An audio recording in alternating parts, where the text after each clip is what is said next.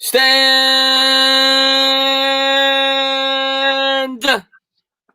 up, New York Giant fans. What is going on, Baddog? Oh, man, what's up? Boy? Another Giant Show, episode number 99.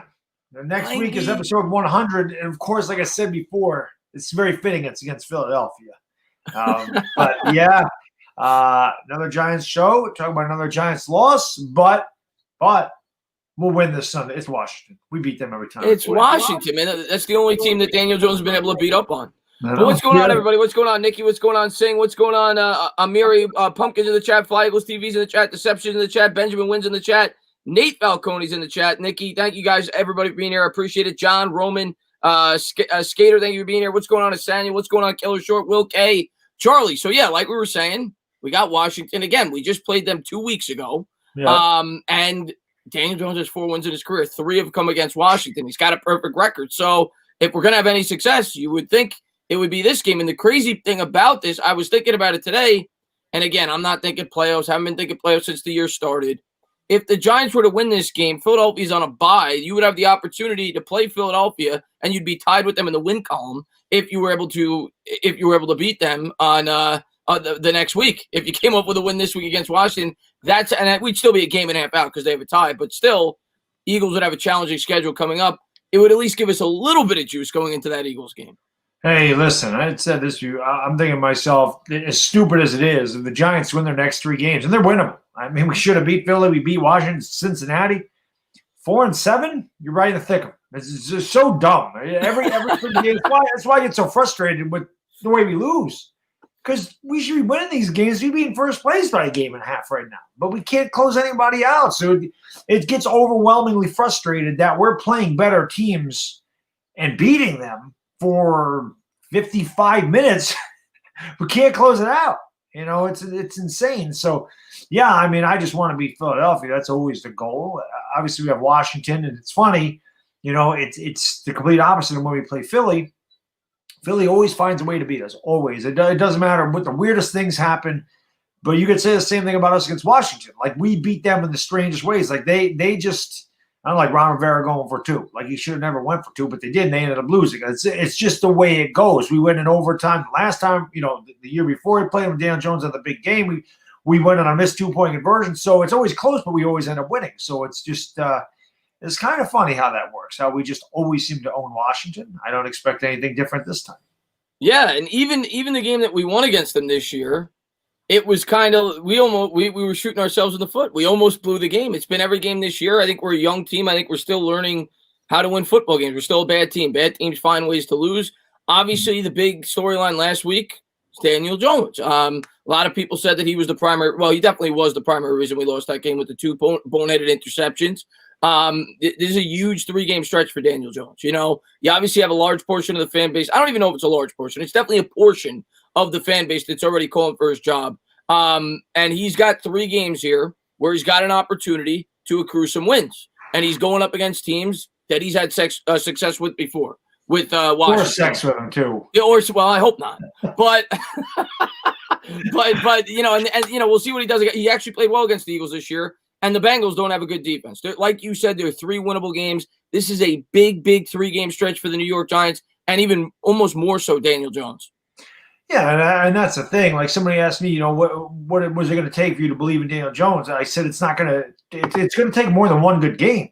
I said in order for me to believe in Daniel Jones the way I did going into this year, Daniel Jones to me has to have 3 straight games and no turnovers. He needs a block of games where he doesn't turn the ball over. That's the biggest thing to me. He needs to show consistency. He can't just come out and have 1 big game and then have another bad game. And I'm not just going to believe in him because he has 1 really good game. He has to show me a pattern of consistency, a pattern of making the right reads, a pattern of not trying to force the ball, a pattern of just being smart within the pocket. He needs to show me that for a block of games, not 1 game. He needs to show me that consistency for 3 to 4 games. Then I'll start to believe, okay, he's turned the corner, but I can't believe it just because of 1 game. 1 game could be a fluke, you know? So I don't know. But these 3 games, definitely huge. I mean, again, they're 3 winnable games. It could be 4-7. We're right in. Yeah, and we're gonna get a little bit more into the Washington game, Daniel Jones as well. I'm gonna read this from Nick, right on cue. A little super chat about Daniel Jones. Nick the Wick says, I agree with Baddog. Jones is not the answer. Nick, man, thank you so much for being a great supporter of the channel. Listen, I completely understand people. I understand both sides of it. I do. I understand because the quarterback position is a position that is the hardest position to transition to in the NFL. But like Baddog kind of said in his video, any quarterback is going to show you spurts, within games. Now, I do think Jones has some skills, but like I've said before, I don't think he's ever going to be an elite quarterback. I've never thought that. I think for Jones to be successful, he needs to learn his limitations. I continue to say that. He has to realize he is what he is. And it's almost like Baddog. It's almost like when you have a friend and you're trying to be nice to him. And he's like an average-looking guy, maybe a slightly below average-looking guy, and he's trying to go out there and he's trying to bring in 10s. And you're saying to yourself, maybe I should tell my friend that he should aim a little bit lower. And I think it's the same thing with Jones. I think Jones is going out there and he's trying to play hero ball, and he's just not capable of doing it. I think he could still be a good quarterback, but he has to learn his strengths and his weaknesses. Yeah, well, I would tell my friend, man, you ain't good looking. So you better find yourself somebody more in your league, son. I mean, let's face it, Baddog always hit dime pieces. That's just me. No. but seriously, I mean, that's the thing. I'm not going – this is my thing. I know so many guys are talking about what Daniel Jones' future is going to be, and he's going to be great in this. We don't know what he's going to be, guys. When I do my videos on the New York Giants, Daniel Jones, the players, I do my videos on the current situation of what I see. I'm not talking about 8 games from now. I'm not talking about 2 years from now. I'm talking about right now what I see in Daniel Jones. And I have said this ad nauseum, and I don't know why some people don't get my point. You talk about the lack of talent. You're talking about there's no offensive line. The receivers stink. If you watch a game on Monday night, the receivers ran wide open all night, and he was protected most of the night. He missed throws. He was late on the pass to Deion Lewis. He threw boneheaded interceptions. I don't know if that's coachable. To me, Daniel Jones lacks confidence in the pot, and I don't like that. It has nothing to do with talent. This is the same receiving core. He threw 24 touchdowns within 12 games last year, guys. Evan Ingram was not healthy most of the year. Evan Ingram's been there every game. Darius Slayton didn't play the whole year last year. Darius Slayton's been there every game. Golden Tate's been there almost every game. I know he missed Shepard for a few games. And obviously there's no Saquon Barkley. That's fine. We don't talk about Saquon. We say the wide receivers are no good. Yeah. This is the same wide receiving core he threw 24 touchdowns with last year. So how is it different? It's in here. That's what worries me. I don't think it's Daniel Jones' lack of skills. I don't think it's Daniel Jones' lack of talent around him. To me, it's mental. And that needs to change, because if this guy continues to not go through progressions, he's not aggressive. He's just, I don't know what it is. He's flustered in there. That's got to get out of his head. He's got to stop. He's got to go through progressions. He's got to process the play faster. I don't know if that's coachable. I don't know if he did the same thing at Duke. So that's my major concern, is that Daniel Jones does not process quick enough, and that he's late with the ball, and he does not have confidence in his throws. That scares me. So until he shows me that he can get out of that, and that he does a better job of processing plays and making better reads and going through progressions and feeling pressure and getting out of the pocket, then I'll start to believe in him. But until I see that, like I said, on a consistent basis, it's going to be hard for me to believe that he is the guy. Hey, I think that's fair. I'm trying to be consistent with what I've said since before the season started, and I said I thought the team in general was going to struggle the first 8 games, and we've seen progress pretty much from every other spot on this roster outside of Jones, which is the most important piece going forward. I'm going to evaluate him over the full course of the season, but up to this point, I can't argue with anything you're saying. He's been inconsistent. He shows flashes. Every game he gives you 1 or 2 drives that look amazing, and then he'll make that 1 or 2, usually 2. Costly mistakes, and that can't happen on a consistent basis. It could be a one-off, you throw a couple of picks here and there, but that he's got to get much better in terms of holding on to the football. Has to improve. And I think, like you said, he's got to get better at progressions, and we're just going to have to wait and see as Giants fans if it improves over the course of the year. And Richard, man, thank you very much, man. I really appreciate it, man. He says, hello, guys. Love listening to you and Bad Dogs podcast. Y'all keep it real, even though I'm a Cowboys fan. God bless. Stay safe. Thanks, Richard. Rich, man, I really appreciate that, man. And listen, man, you're in the fight with us, man. The entire NFC East, you guys have had a ton of injuries. The Dallas Cowboys, probably more so than anybody else in the league. You've had a ton of bad luck. So, the quarterbacks especially. We feel for you just like you feel for us. Benjamin, man, well, we don't really feel for you, but you know what I'm saying. we know where you're coming from. We empathize with you. Yeah, we empathize. That's a better word. Benjamin, man, thank you very much, man. The recipe for the future Giant success: insert rocket ship, duct tape, Daniel Jones and Evan Ingram to said rocket ship, launch rocket ship into space, profit. Oh, but we got to at least get a 5th-round pick from that rocket ship, Benjamin. Yeah. But yeah, most Giant fans would probably, well, not most, but there's definitely a good portion that would get on board with that. Demon Man, thank you very much, man. I appreciate it. He says DJ needs to stop hesitating. He waits to see the R open, not anticipating it. He also needs to get better in the deep game. He can't hit past 20 yards. Well, that to me was the most discouraging thing in the pass game. Because to me, last year, Daniel Jones, even though I don't think he has a great arm, he was pretty accurate, when he threw the ball down the field. That was the book on him. He was accurate, maybe not the strongest of arms, but he was pretty accurate when he was missing wide open receivers, and it wasn't even some of it. He was missing wide open receivers both when he threw it and both when he was scanning the field. You had to play where he threw the interception on the right sideline. I didn't notice it when I was watching the game in live time, but you go back and watch the tape. Wide open, Slayton. Darius Slayton was 5 yards, behind the cornerback. He was wide open for a touchdown. And stuff like that can't happen. It's got to get much better. I thought it was one of his worst performances, if I'm being completely honest, since he's been in the NFL. I really do. Yeah. He only had 2 turnovers, but he missed a lot of throws. Yeah, and again, that's stuff that doesn't show up in the box score. Well, that interception happened, but it doesn't show up that Darius Slayton was wide open on the other side, or that he missed Sterling Shepard, or that he missed Darius Slayton. Now, Darius Slayton, to me, a couple times messed Daniel Jones up. He looked over the wrong shoulder one time, and then he slowed down another time when he was in the end zone. So it wasn't all Daniel Jones' fault, but he did miss some wide open guys. And one thing I want to say about I forgot who the last super chat was talking about anticipating. Daniel Jones has not anticipated. A quarterback in the NFL needs to throw the receivers open. That's why you can't. Daniel Jones does not have the arm strength to delay and fit it in a tight window. Daniel Jones needs to throw the ball to a spot where the receiver's supposed to be. That's what he should have done with Deion Lewis. As soon as he hit his back step, he needed to let that ball go right to where Deion Lewis was going to be. It would have been a 2-point conversion easily. Instead, he went back, he clutched, then he threw late and behind him, and the ball was knocked away. Could have been pass interference, could have not been. But mostly the officials are not going to call that. It has to be really egregious. It wasn't. I don't like it. They threw the flag and picked it up, though. That was the thing that I was upset about. It was that they threw the flag. If they didn't throw the flag, Chris, I wouldn't have been upset. Yeah. I just don't get why officials throw flags and then they have a contract and like, well, pick it up. I'm like, I don't get it. Here's what I'm going to ask you, Baddog. I'm going to ask you 2 questions. If that was the Bucs, did they pick that flag up for Tom Brady? Oh, no, we're the Giants.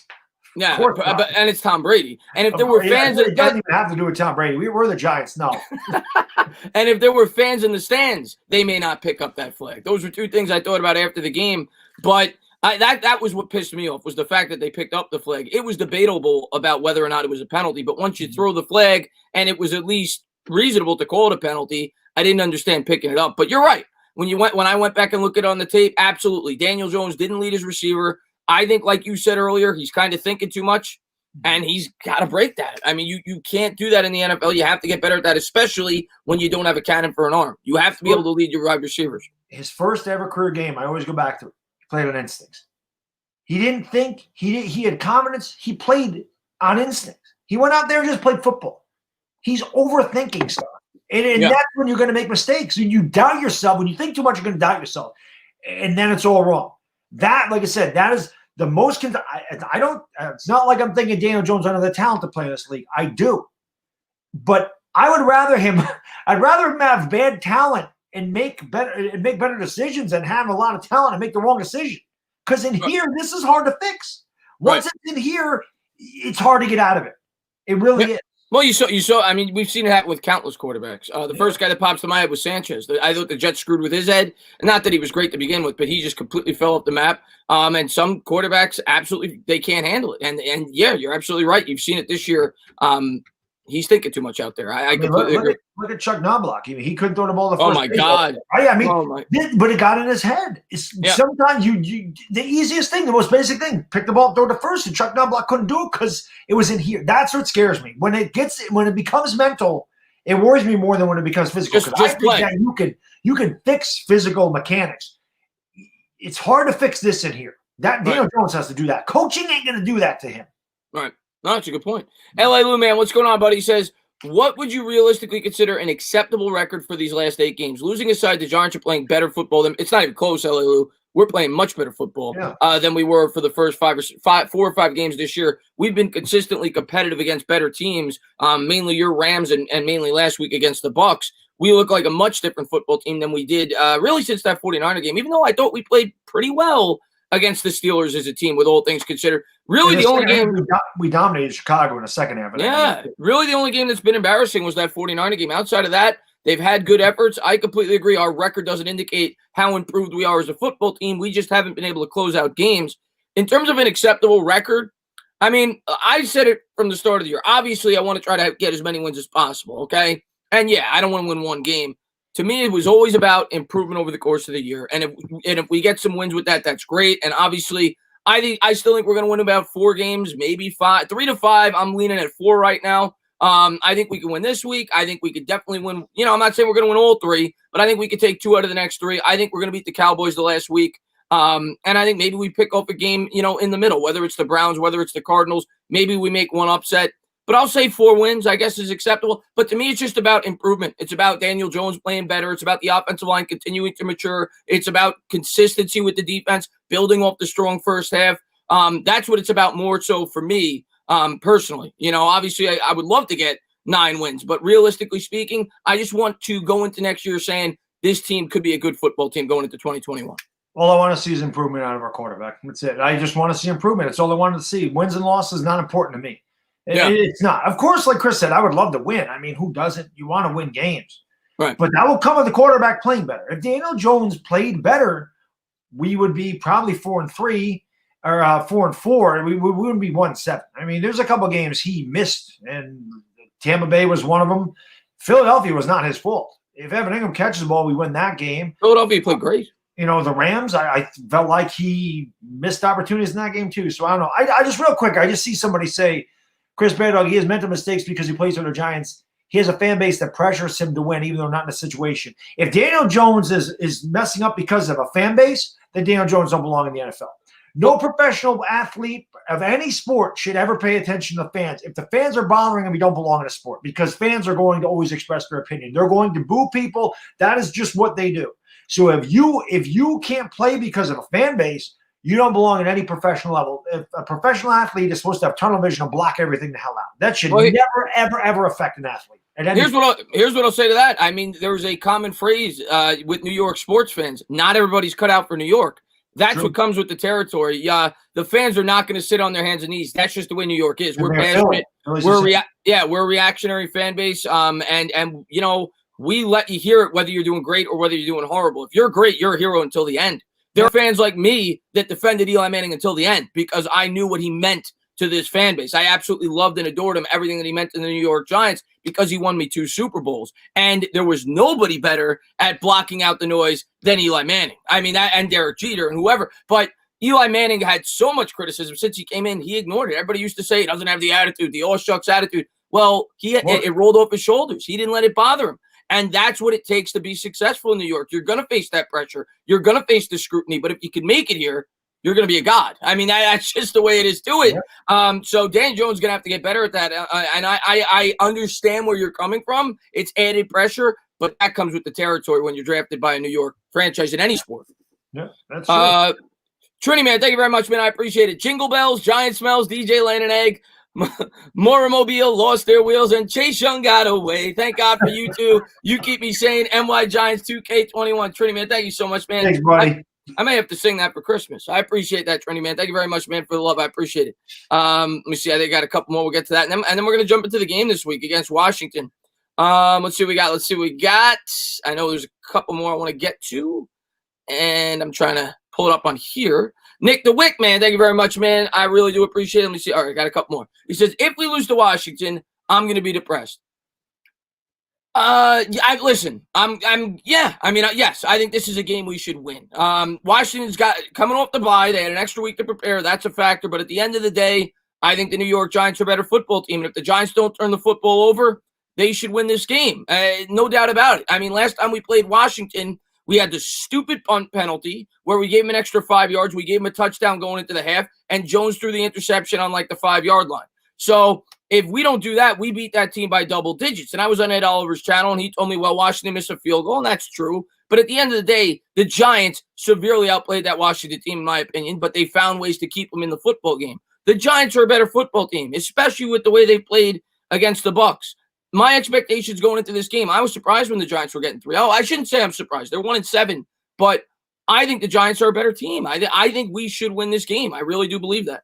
I've won money on the Giants this year, and I don't normally bet the Giants, but I bet them against Tampa. I bet them against Philadelphia. I bet them against Dallas. And you're damn right, if we're getting points against Washington, I'll bet them. I never bet the Giants in their favor. Don't ever do that. Did you want to lose money? Bet the Giants. They never, ever, ever covered. Never. I mean, they were favored by what? 3 against Washington? They won by 1. Don't bet them if they're favored. But if they're underdogs, you got a good chance, especially against Washington. Like Chris said, they're playing their quarterback situation stinks. Terry McLaurin's one good receiver. Their offensive line really isn't very good. They don't have a great running game. Their tight ends are garbage. And their defense is I mean, their front seven's pretty good. But we did a good job against them last time.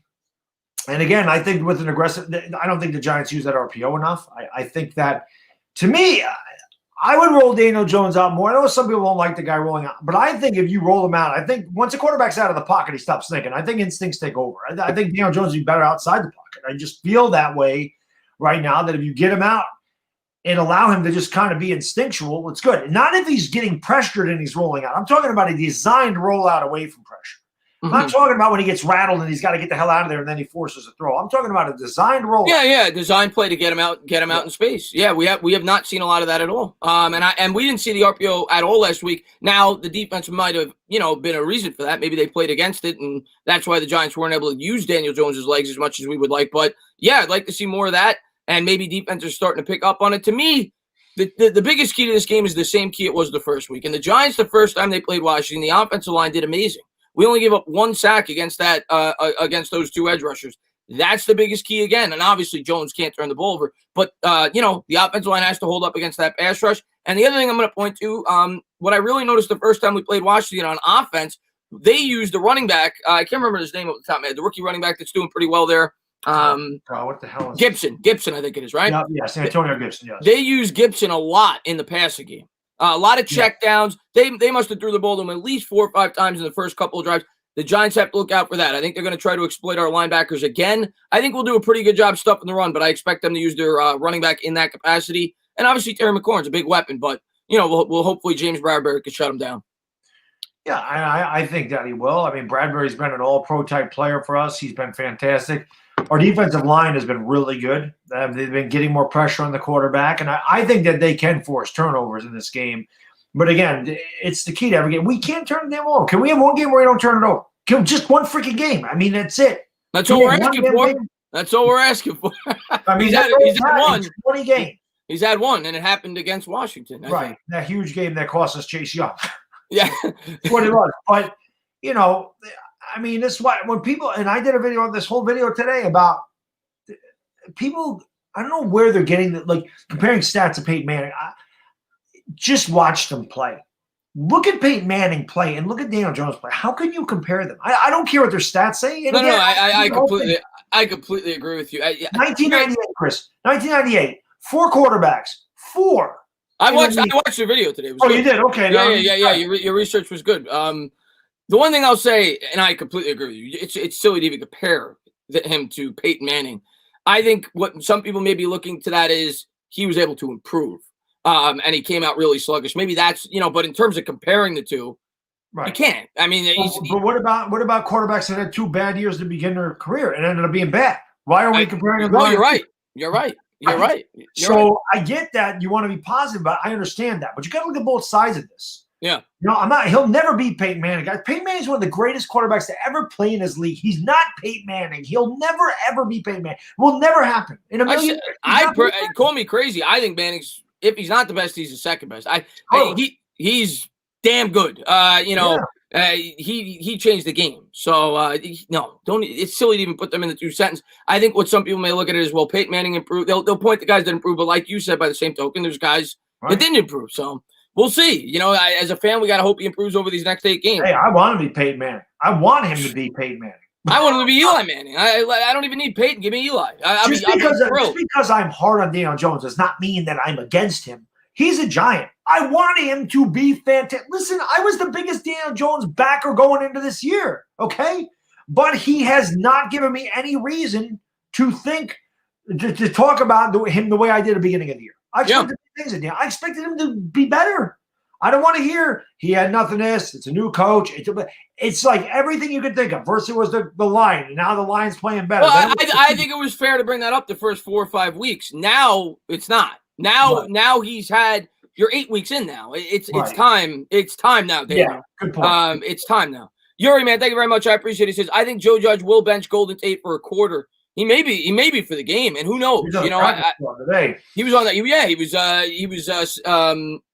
What's the word I'm trying to say? They had him playing the quarterback position. Yeah. He wasn't even playing as a wide receiver. So to simulate the opposing quarterback. So he may be punished, and maybe the Giants are going a little bit overboard. I don't know. Some people are saying, well, they didn't do it to Daniel Jones.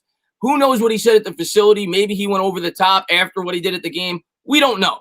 But I personally like what Joe Judge is doing. I think he's bringing structure to this football team. And he did the same thing with Andrew Thomas.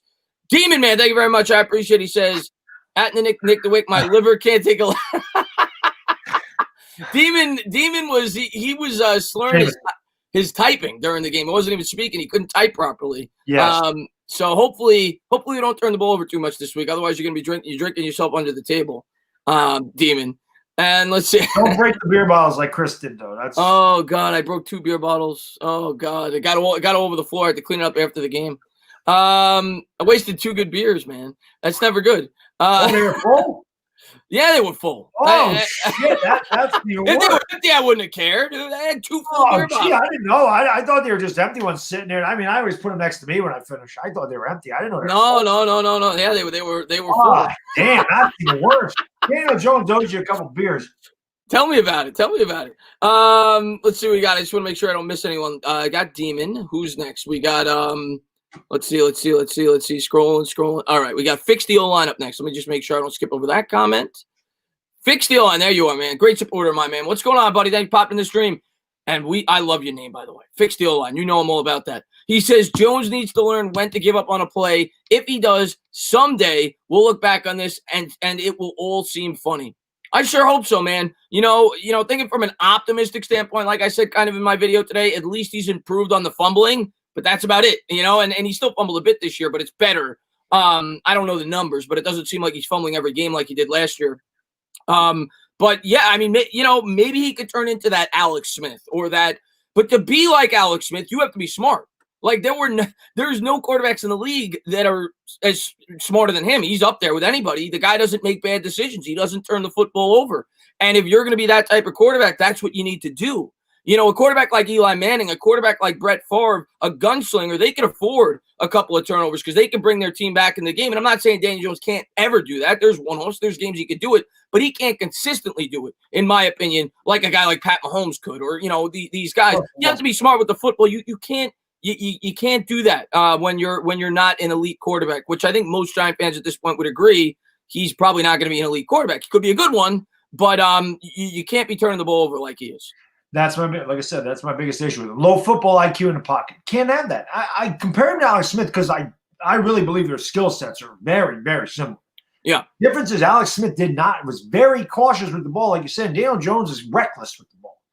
Now, you gotta hope that improves. But like I said, to me, Daniel Jones has to go 3 games in a row without turning the ball over. Then I'm going to think, okay, he's figured it out. He's maturing a bit. But I can't say he's going to have 1 freaking game and then turn it around. I mean, I did that once already. I got really hyped up after the first game. I never expected him to play at that level, but I got hyped up and said, wow, this kid he's really good. And he wasn't that good. Then he had the game against Washington, and I thought the same thing. I'm like, wow, this game he's going to turn a corner, and he didn't. Yeah. So it's going to take more than 1 game now. 1 game, it's happened a couple of times now where he's fooled me because he's played 1 really good game, and I'm thinking, okay, he's figured it out. So unless he plays, like I said, 3 good games in a row, I'm not going to go. If he comes out this week, he throws for 264 yards, 4 touchdowns, no picks, doesn't turn the ball over, I'm not going to go, he's turned the corner. I got to see it the next week against Philadelphia, and then I got to see it against Cincinnati. We got to see consistency. I'll be all about it. But right now, it's going to take more than just one big game for me. We got to see consistency. I mean, that we got to at least start to see him turning the corner. Welcome to Big Pat Sports Talk, man. Thank you very much, man. Yo, fellas, if DJ could stop thinking and just play, he could be one of the best quarterbacks in the league, and we need to run more read option because of his speed for real. I'm not going to overhype. I'm going to always give you guys my honest opinion. I never thought he could be one of the best quarterbacks in the league. I think he could be a top 10 to 12 I think he could be what Ryan Tannehill is now. If you build a perfect team around him, you get him some weapons. I don't ever think he's going to be, when you say the best in the league, you're talking Russell Wilson, you're talking Aaron Rodgers, you're talking Pat Mahomes. I don't think he's ever going to be that level. But that doesn't mean you can't win. You can win with him. If you build a team around him and he matures and like you just said, he gets smarter with the football. I do believe that, but he's never going to be an elite quarterback. I do agree. He's got some of the best legs in the league. I think it's one of the most underrated attributes of his game, probably the most underrated attribute of his game. He's very fast, and I do think they need to use it more, and maybe not even so much like a runner. Like Baddog was saying, design play action rollouts, get him out in space, let him use those legs on a design play, not where he's forced out of the pocket when you can't block. Set it up, do that more often. Let him try to extend plays with his legs to get receivers down the field. And I would like to see maybe a one or two more design runs, but I still am a traditionalist. I don't like to see my quarterback running 7, 8, 9, 10 times a game because I think that lends itself to injuries. I like the ability to be able to run when it's necessary, when it's there, but I don't want to force it either. Right. I mean, he's not Kyler Murray. He's not Lamar Jackson. Those guys are runners. They're also quarterbacks, but they're runners. Daniel Jones is not a runner. He'd be like an Aaron Rodgers. Aaron Rodgers is not a runner. Aaron Rodgers would take off his feet. That's Daniel Jones is the guy that can scramble and a guy that can get yards in an RPO. Now, you mentioned Ryan Tannehill, and this is a great example. Ryan Tannehill in Miami was terrible. He's much better on the Titans. You don't think of Ryan Tannehill as an elite quarterback. You don't think of Ryan Tannehill as a top 5 quarterback. When people compare Daniel Jones and said his ceiling's Ryan Tannehill, we're all like, you're stupid. That sucks. What are you talking about? Ryan Tannehill is garbage. No. Ryan Tannehill went to the AFC Championship game with the Titans, okay? But this is the thing most people probably don't know. Last year, Ryan Tannehill was the highest-rated quarterback in football. He had the highest quarterback rating of everybody in football last year. And you know what his quarterback rating is this year? You know what his quarterback rating is this year? 110. Yeah. And last year, I think it was 117. It was something like that. So if Daniel Jones stops turning the ball, his skill set's similar to Tannehill. Yeah, his skill set's similar to Alex Smith. They had high quarterback ratings. Why? Not because their arm talent was the best, not because they threw for 400 yards a game, because they didn't turn the ball over. Yeah, I'm gonna give you Tannehill's numbers right here in terms of interceptions. I don't have his fumbles here. Rookie year, 13, 17, 12, 12, 12, 9. Then last year he only had 6. This year he's only had 3. So he's matured over the course of his career, and he's become better with the football because of it. And he didn't have 16 starts in a lot of those seasons where he was having 12. Like, for example, 2016, he only had 13 starts and he had 12 picks. 2018, he only had 11 starts. He had 9 picks. Last year, he had 12 starts. He only had 6. This year, he's had 7 starts. He's only had 3. So there's an example of a guy that got into a better situation that matured as he went along in his career as an NFL quarterback. And when he had the pieces around him, a good coaching staff, now you're seeing him blossom into, being one of the most successful quarterbacks in the NFL. And that's what I was going to say. It certainly helps when Adam Gase is not your coach. Oh, God. That was God. And that's my problem. Joe Judge is a damn good coach. I don't care what our record says. That guy's a good coach. That guy can listen, man. I was all McAdoo. I didn't like him even when we were 11-5. I didn't like Ben McAdoo. And I never liked Pat Shermer. We're 1-7. I stand behind Joe Judge every freaking day of the week, twice on Sunday. I really believe Joe Judge is the right man for the job here. Team's fighting for him, man. The team is fighting their ass off for him. Jay, man, thank you very much. I appreciate it. The Giants are a cornerstone team in the NFL. DJ is not a cornerstone quarterback. It's time to move on. What do you think we could get for DJ in the trade market? Jay, I get asked this question a lot, Jay. If we're trading Jones, that means he had a bad year. So we got to factor that in. He had a sophomore slump. And if we trade DJ, he's making, I don't have the contract in front of me, but he was the 6th overall pick. So I'm going to say on average of $8 to $9 million over the next 2 years. So you're talking 18, maybe $20 million over the next 2 years. And he's only got 2 years left of rookie, of a rookie contract before you either have to extend him on the 5th year or sign him to a long-term extension, and teams have to factor that in. So my answer to you is not a lot. If I'm a team, I would much rather draft my quarterback, have 2 extra years of a rookie contract than bring in a guy that's coming off a sophomore slump. At best, you're probably getting a 3rd-round pick people point to Josh Rosen. They got, I think, a late second or an early third. 62nd overall pick. Yeah, late second. But here's the difference. Josh Rosen, first off, was a much higher regarded quarterback coming out of college. I know he went later in the draft, but people were talking about Rosen potentially going first overall. The other difference is he didn't have any tape on him. He only started 6-7 games with the Cardinals, and everybody said he had a horrible situation around him. There were still people hopeful at that point in time that he could turn the corner. I don't think you would get the price tag that the Cardinals got for Josh Rosen because Jones would have another year under his belt. You'd have one less year of rookie eligibility, and he'd be coming off a poor season. So I think you'd be lucky to get a third-round pick if you traded Daniel Jones. I agree. I think third round is probably the best you're going to get for Daniel Jones. But if we do get a new GM and we are picking top 3, then it is possible the Giants just say, well, we're going to take whatever we can get for him because we have the quarterback of the future. And that's very possible. Somebody is telling me, the reason Kyler Murray went to the Cardinals was because Cliff Kingsbury wanted him. And I said, that's fine, yeah, but Joe Judge did not draft Daniel Jones, and if there's a new GM, the new GM did not draft Daniel Jones. So there is no loyalty to Daniel Jones if we get a new GM. I mean, that's just facts. Who's to say that if we get a new GM, Joe Judge doesn't say, I want Justin Fields, I want Trey Lance. You don't know. It's possible. You don't know. And the same thing can be said for Saquon Barkley, in terms of getting an extension. They have no attachments to him. Joe, man, thank you very much. I appreciate it. We deserve to enjoy a blowout victory this week. We haven't had too many of them. I think we had one last year, if I'm not mistaken, against Washington, and that was week 4. Yeah. And I think that's the last one. If maybe I'm forgetting one. I think they were all really close last year. The Miami game was close.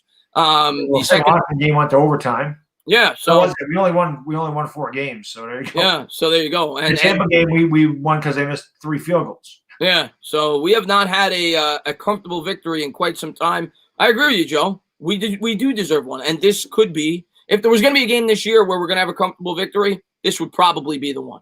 So I would love to be able to sit back at halftime, even though I don't care if they're up by 30. Based on the way that they've squandered away some of these leads, I'm still going to be pins and needles. But I would love to be going into the fourth quarter up 30 points and saying, okay, all right, we got 2 wins this year. Yeah, that'd be nice. But, yeah, we deserve it. Hopefully we get it, buddy. Let's see what we got here. Just want to make sure I don't miss any. And thank you again. Let me just make sure I don't because sometimes this one's behind. I'm just going to read them off my phone because it's easier that way. L.A. Lou says, I thought Thomas and Lemieux looked good together. Thomas and Lemieux, yeah. I mean, Lemieux looked great. I mean, I know his PFF grade wasn't good, but I don't always go by PFF. About that. Well, yeah, just watch. Yeah, because people were talking about that. He had like a 12 PFF grade in terms of pass protection. But I thought he put something. How does PFF come up with that number? I have no idea. Okay. I have no idea.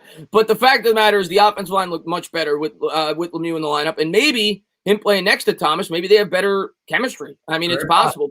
People have talked about that. I still think Hernandez needs to get back in the lineup. He's still young. We need to evaluate when he does get back from the virus. But maybe you bench Zeitler. I mean, I like Zeitler, but he's not a part of the future of this team. I think Lemieux looked like he could handle himself in that game, and that's exciting. I mean, we had our 3 rookies in that game. Parrott played, limited. He didn't play every snap, but they played well. The offensive line played really well against a really good defense. Simon, man, thank you very much. He says, if DJ has half the turnovers this game, you all done with him? Well, wait, he only had 2 last game, so he'd only have 1 if that were the case. No. I mean, obviously, I want to have 0, but, I want 0. But, if he turns it over 1 and we win the game, I'm not going to crucify him. No, I want to win games. If he turns it over and it's not at the most inopportune time like he seems to do, the interception to start the second half completely changed the momentum. The interception against the Rams down by the goal line was a terrible interception. The 2-point conversion was a late throw and behind him. It's not just the interceptions. He missed guys wide open. He missed them. Yeah. The Giants should have scored 41 points in that game. Easily. They didn't. Right. No, you're absolutely right. He missed a couple of throws. One of them could have been on Slayton on the touchdown. Many people pointed to that. But regardless, the execution by both Slayton and Jones in that game, they could have easily had another 2 touchdowns. Easily. And they left points on the board. Chloe, thank you very much. Shepard wide open, too. Oh, you're absolutely right. That's right. And he missed Slayton on the read, where he looked right through the pick. Yeah. There was so many missed opportunities in that game. There was a lot. Chloe, thank you so much. J.C. Garrett called a really good game. Chloe, I am glad that people are starting to give Garrett some credit because I felt like people were making him the villain, not us. I mean, we pretty much stuck by Garrett. We said it's not his fault. I mean, you got a young offensive line, they're not blocking properly, but I heard a lot of fans talking about it and blaming Garrett. I mean, listen, you had an offensive line with no experience. They couldn't block. We saw it against the Steelers. Saquon Barkley was getting hit 4 yards in the backfield. What can you do in terms of being a play caller when you have that kind of production with the offensive line? And the offensive line has started to get better. They've started to mature really since the second half of that Rams game. And really since then, you've seen them start to open up the playbook. And in the game against Dallas, he really opened it up. I mean, they were taking deep shots. You had the really cool play with Golden Tate where he threw across the field. Gates got out in space, had that beautiful block on that play. I love, actually, the game that Garrett called. He called a hell of a football game last week. Well, listen, like we talk about, all the fans want to make excuses for Daniel Jones, say he doesn't have any talent. He has no talent. He has no offensive line. He has no wide receivers. Jason Garrett don't have it either then, right? Yeah. I mean, how can you blame Jason Garrett? If you're going to give Daniel Jones a pass because he has no talent around him, how can you blame Jason Garrett if there's no talent?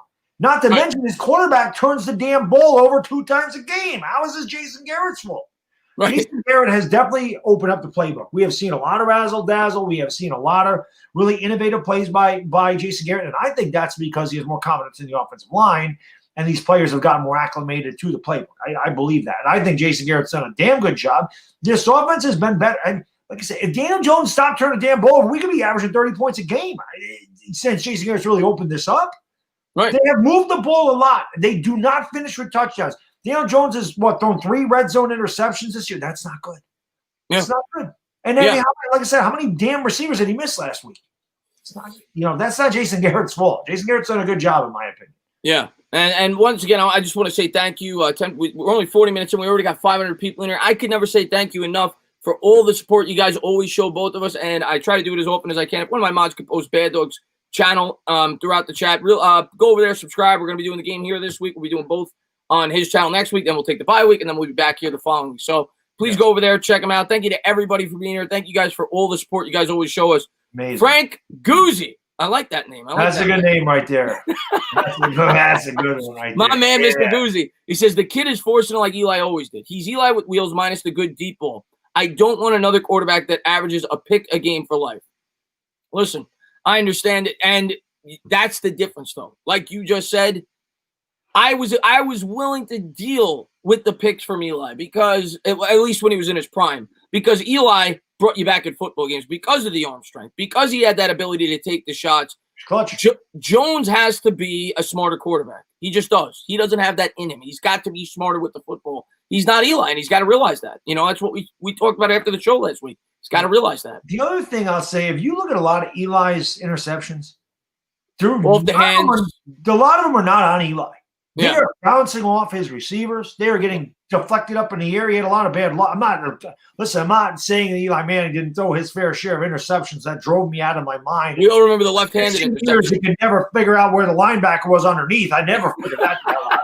Sometimes he looked right at a defender and threw it to him. I'm like, what the hell are you doing? But like Chris said, it did not matter how many interceptions Eli Manning threw. At the end of the game, you always knew he was going to be there. You always knew if he had the ball and had a chance to win. I have the utmost confidence that Eli was going to do that. I do not get that with Daniel Jones at all. He's got to be smarter with the football. I don't think Eli Manning, a lot of his interceptions were not because of bad decisions or bad reads. A lot of them were because they bounced off receivers. They got deflected up in the air, whatever. Or the offensive line couldn't block later in his career. Right. He did throw his fair share of bad interceptions. But like you said, Chris, at the end of his career, there's so many people that got on his case about taking a dive and going down on the ground. He don't fight for it. Number one, Eli Manning had nothing to prove. Number two, he's 37 years old. He was never mobile. And number three, I've said this a million times. If you have a 350-pound guy bearing down, are you going to stand in there and let the guy clock you, or are you going to go on the ground? You ain't standing there, especially when you've been in the league that long. How many of us were killed for Daniel Jones to go down on the ground? I was just going to say that. You know what and I said it in my video today. You know what the most ironic thing is right now about the whole situation late in Eli's career? What everybody complained about the most was, oh, another check down. Oh, another check down. Oh, he took another sack.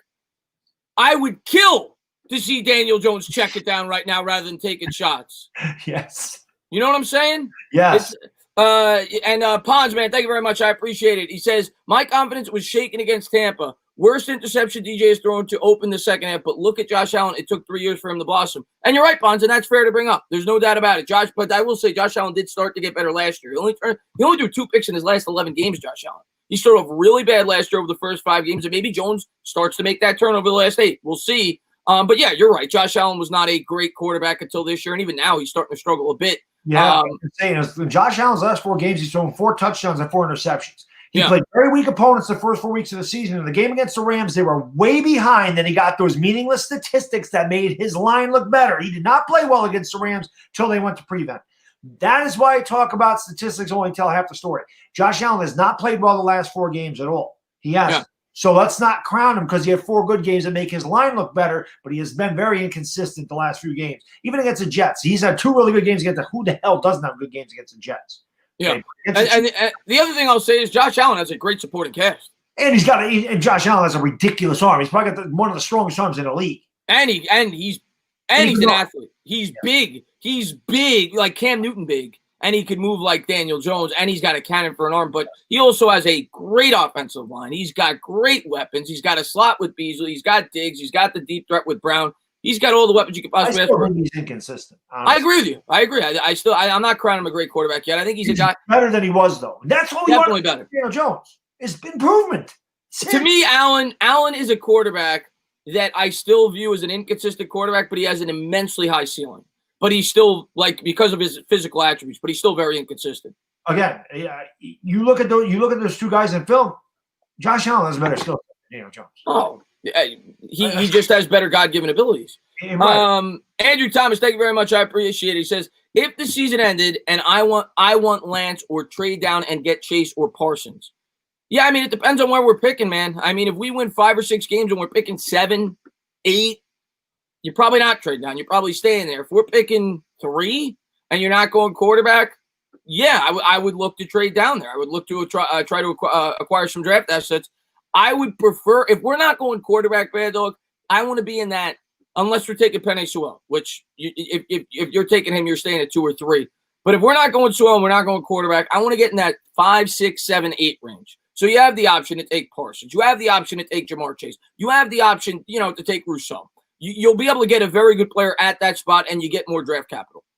And again, it depends on what we do in free agency. Right. The Giants want to address the pass rusher in free agency, you don't draft one. If they want to address the wide receiver in free agency, you don't draft one. I hate paying all that money for a wide receiver. So to me, I'd rather draft a wide receiver and sign a defensive end. I mean, you're going to have to pay one of them a lot of money anyway, but the defensive end to me is one of the most important positions on the field. I want to build a team. You build a team from the inside out. The game is still won in the trenches. Wide receivers are luxuries. So to me, I would rather draft a wide receiver than pay I would love Juju Smith-Schuster. I'd love Allen Robinson. But do we really want to pay them $19 million a year? We got rid of Odell Beckham. He was getting $19 million a year. We dumped him. I mean, if we were going to pay a wide receiver that much, we should have just kept Odell Beckham, right?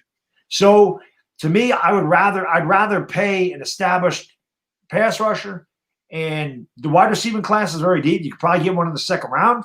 I mean, look at the guys that won the second round this year. T. Higgins, right? Where did Chase Claypool? Brandon Ayuk, I think, was second round. Brandon Ayuk, right. So Deebo Samuel the year before. So you can find these guys. Yeah. Michael Pittman is another one. No, there was a bunch. You said Claypool. What's his name on the Colts? He's not doing that good, but everybody liked him. Pittman. That is Michael Pittman, yeah. Oh, you said Pittman. I'm sorry. Yeah, there was so many. But right, so I just feel like the Giants could definitely, and this is supposed to be just as deep of a wide receiver class. I feel like you should address the line, like the line. That's what it is. We're going to get a pass rusher in free agency, draft Penei Sewell if you're drafting 7th or something, and build your lines. And then, draft that wide receiver. I think the Giants can get really good really fast if they did it that way. Yeah. If they're sticking with Jones, I think that's the way you got to do it, man. If we're sticking with Jones, you got to go all in, and you got to build this team as best as you possibly can on the offensive side of the football and leave nothing for doubt. And if it doesn't work out after that, you bring in the quarterback, and he's got a great situation. That's my mentality. Chizolo, thank you very much, man. I really appreciate it. He says, DJ should have had 5 touchdowns last game. Makes me sad. At least 4. At least 4. So there's no doubt about it. He should have had a huge statistical game last week. But Chizolo, man, thank you for the love, buddy. Crimson, man, thank you very much. Why is Jones not going through progressions? He did it last year. I don't think he did. That was I was about to say that. I don't think he did. One of the major criticisms was that he was a first-week quarterback and that he holds on to it too long and he pats the ball. He did that was a major issue. I don't remember him going through progressions last year, which is something I wanted to see him improve upon this year, which he hasn't. Which is why I'm so critical of him, because I don't. Can somebody tell me something he's done better this year than he did last year? Not fumbling.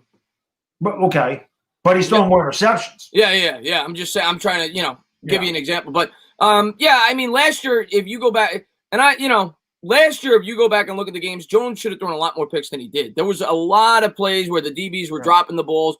And it was known that he struggled in zone coverage. He showed great physical tools, great physical attributes at times. He made really good throws at the tight windows, but everybody said he wasn't good at reading, which is common. That's not even a criticism. That is common. That's common for a rookie quarterback when you throw him into the fire as early as the New York Giants did. So I'm not upset about that. But it was known that, he definitely struggled at reading coverages last year. But thank you very much, Crimson, man. I really appreciate it. And I think I skipped Demon there. I want to make sure I get that one before I lose it. Real quick, of course, I got my new Goodfellas, which is Bronx Tales playing in the background. My son loves that movie, by the way. Oh, Bronx Tale is phenomenal. My freaking kid will sit there and watch a Bronx Tale. I mean, it's unbelievable. He keeps calling me Sonny too, which makes me laugh all the time. He's like, "Daddy, that's you." Why is that me? Demon, man, thank you very much, man. Enough DJ. What are your keys on Sunday? Demon, man, you know what, Baddog, I'll let you start on that. Keys on Sunday? Yeah.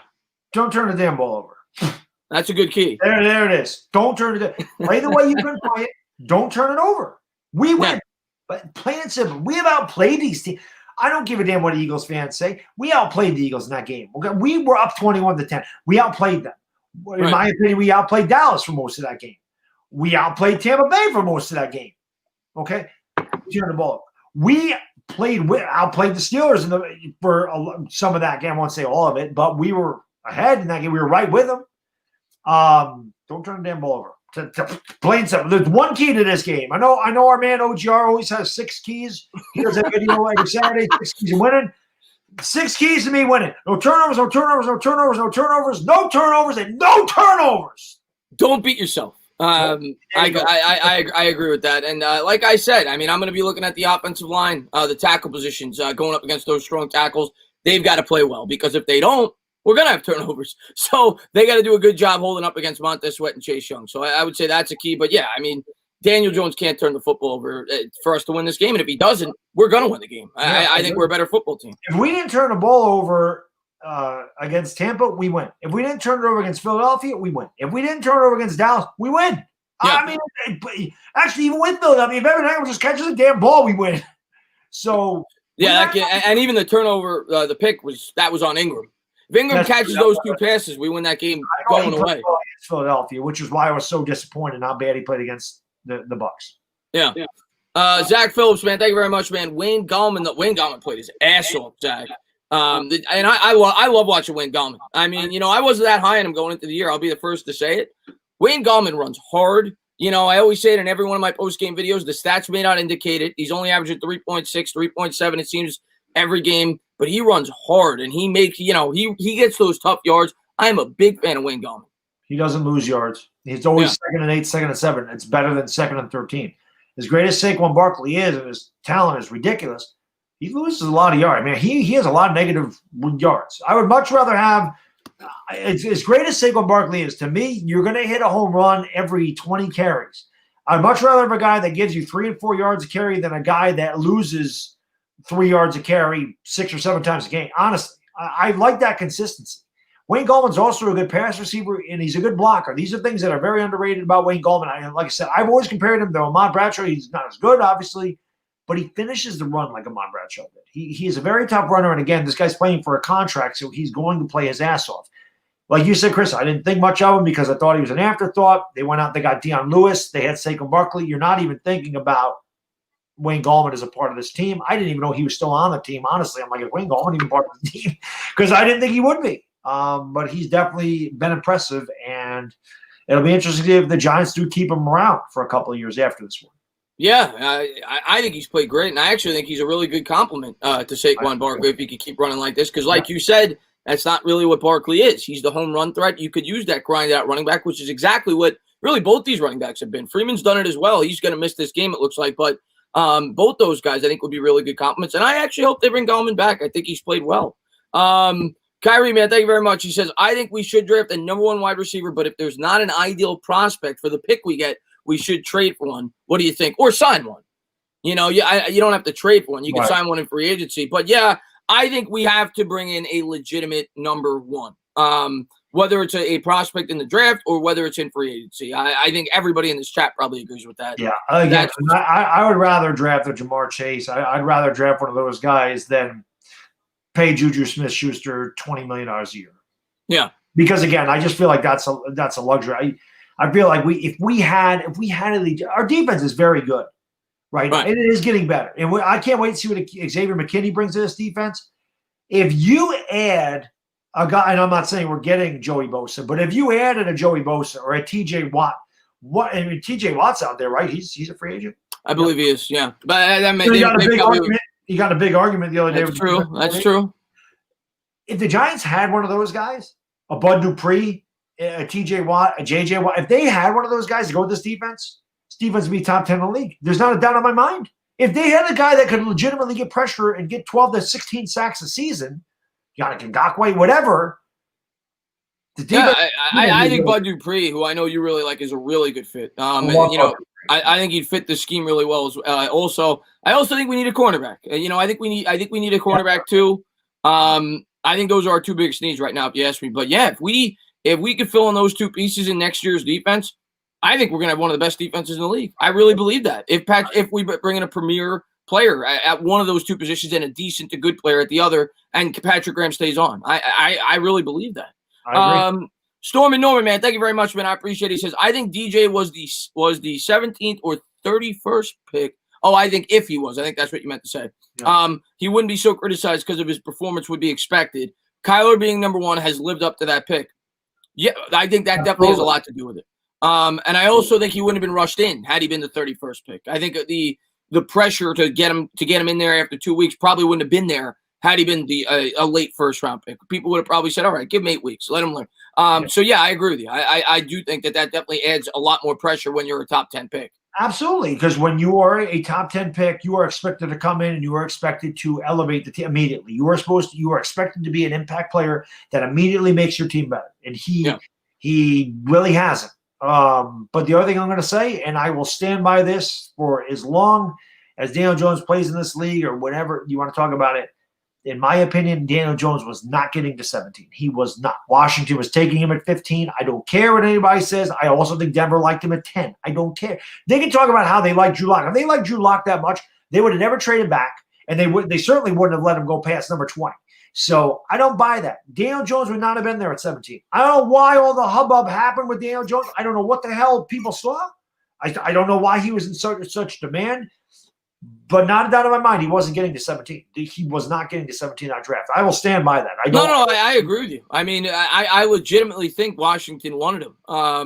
I do after the reports that came out. So I agree with you. I don't think he was getting to 17. I think what some people may argue is you could have traded up and still got him with the 17th pick, maybe jump back up to 10 or 11. But, I mean, it's water under the bridge at this point. And at the end of the day, and I always say it, and everybody knows, neither one of us were in favor of the pick. If Daniel Jones pans out to be a good NFL quarterback, nobody's going to remember Josh Allen. They're going to be like, okay, we got our quarterback. Right. At the end of the day. So when you draft the quarterback, if he's successful, it's going to be a very good pick at the end of the day. If you find a franchise quarterbacks are invaluable. But if you miss, you're never going to hear the end of it. So, it was a high-risk pick there. There's no doubt about it. It was a thin quarterback draft class to begin with. I mean, everybody said outside of Murray, and even Murray, a lot of people had question marks coming in. He was drafted as high as he was because Kingsbury.